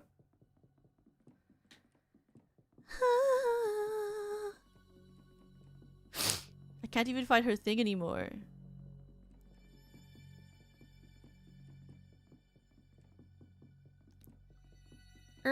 Hello? we'll go through this one because I can go through that one thing.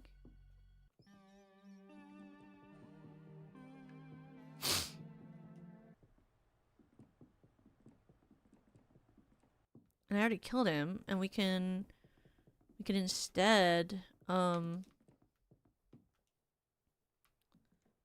just go through Lyle's house. Because then we can go to the shop.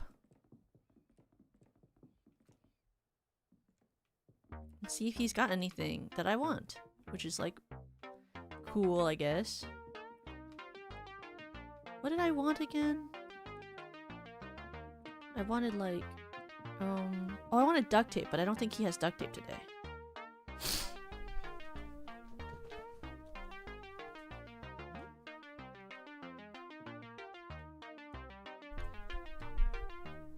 I wonder what's through these doors. Can I go through them? Huh. I wonder what's in this door. Huh. Okay, well, I can't open them, so it doesn't really matter.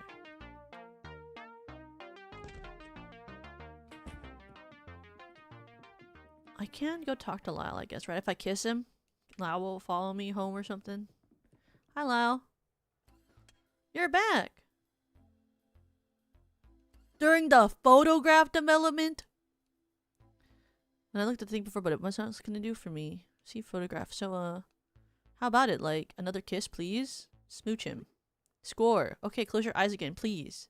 Okay. Twice during the photograph development is crazy. Why are there so many, like, very intense things you gotta follow for people to recruit in this game? Again, you kiss a boiling hot, glassy, bulbous surface. You hear countless chirps and whirls within Kyle, as if there was clockwork inside of him. Is he wearing some kind of mask? Should you have a quick peek? No, leave the eyes closed. Okay, you can open them.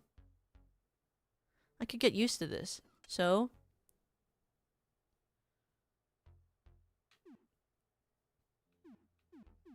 I leave. Can I ask him again for another kiss? Will he follow me home then? You're back. I can't. Oh, Lyle. He did kiss me before and right now. He did. We gotta go back home. Maybe if we play a game. Maybe one of the good games. I don't know if we have a good one.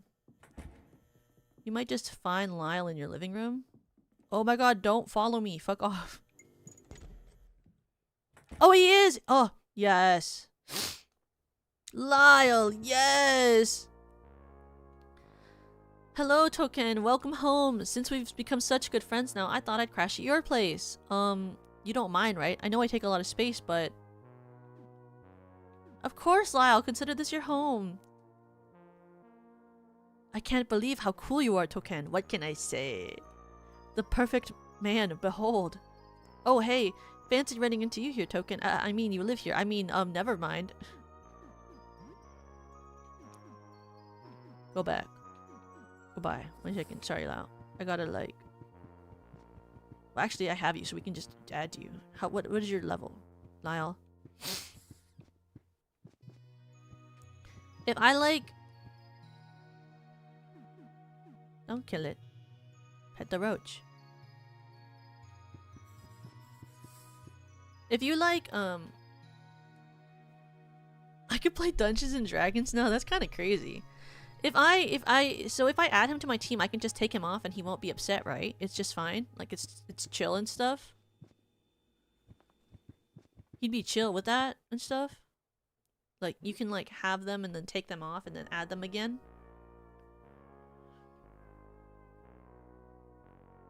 Is that real? I think so? Okay, sick. But regardless of that, I actually can't play the game anymore because I have to leave. Because I have to go hang out with people and I have plans. It's like 15 minutes and I have to change and get ready. So let's find someone to raid. Okay, but also tomorrow I actually won't be playing Minecraft because I'm unable to play with Yui because something came up. So instead, I'm probably gonna just do the Uma Musume drawing thing again. I'll do Rina tomorrow. So instead we'll be doing art again tomorrow. And the next time we do the next time she's free, we'll do Minecraft. But this upcoming week, I will be in three different Valentine's Day relays. Okay? Don't forget, I'll be in 3 relays this week.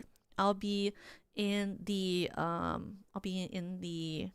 Hearts and Harmony relay. I'll be in the what is it called? The not be alone relay. I will not be alone. Don't be alone. It's the one Odessa is hosting.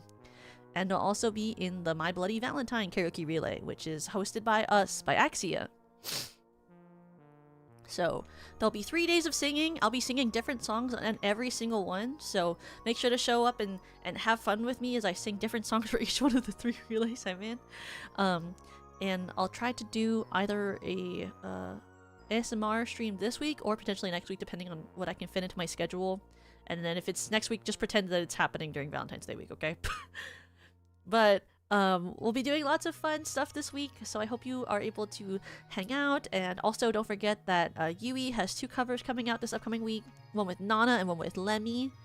So I hope you'll look forward to those and check them out. I don't have a Valentine's Day cover this year, I apologize, and we didn't sing another Ifudodo, so but if you want to check out Ifudodo, which is sung by all of the from some of the SBQ girls, I would recommend checking it out again for another Valentine's Day thing. But even though I don't have a Valentine's Day thing, there is something really fun that I've been putting together that hopefully you'll get to see before the end of the month as well, so please keep your eye out for that.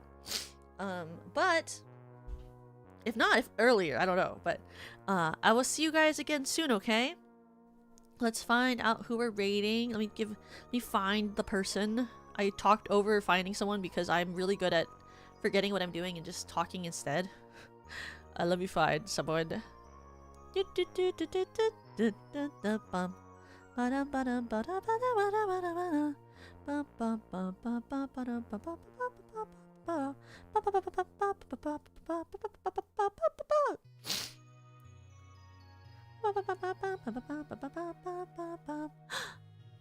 Let us go to let's go to Rena. She's playing What Remains of Edith Finch. We'll go to Rena. Okay. Cry.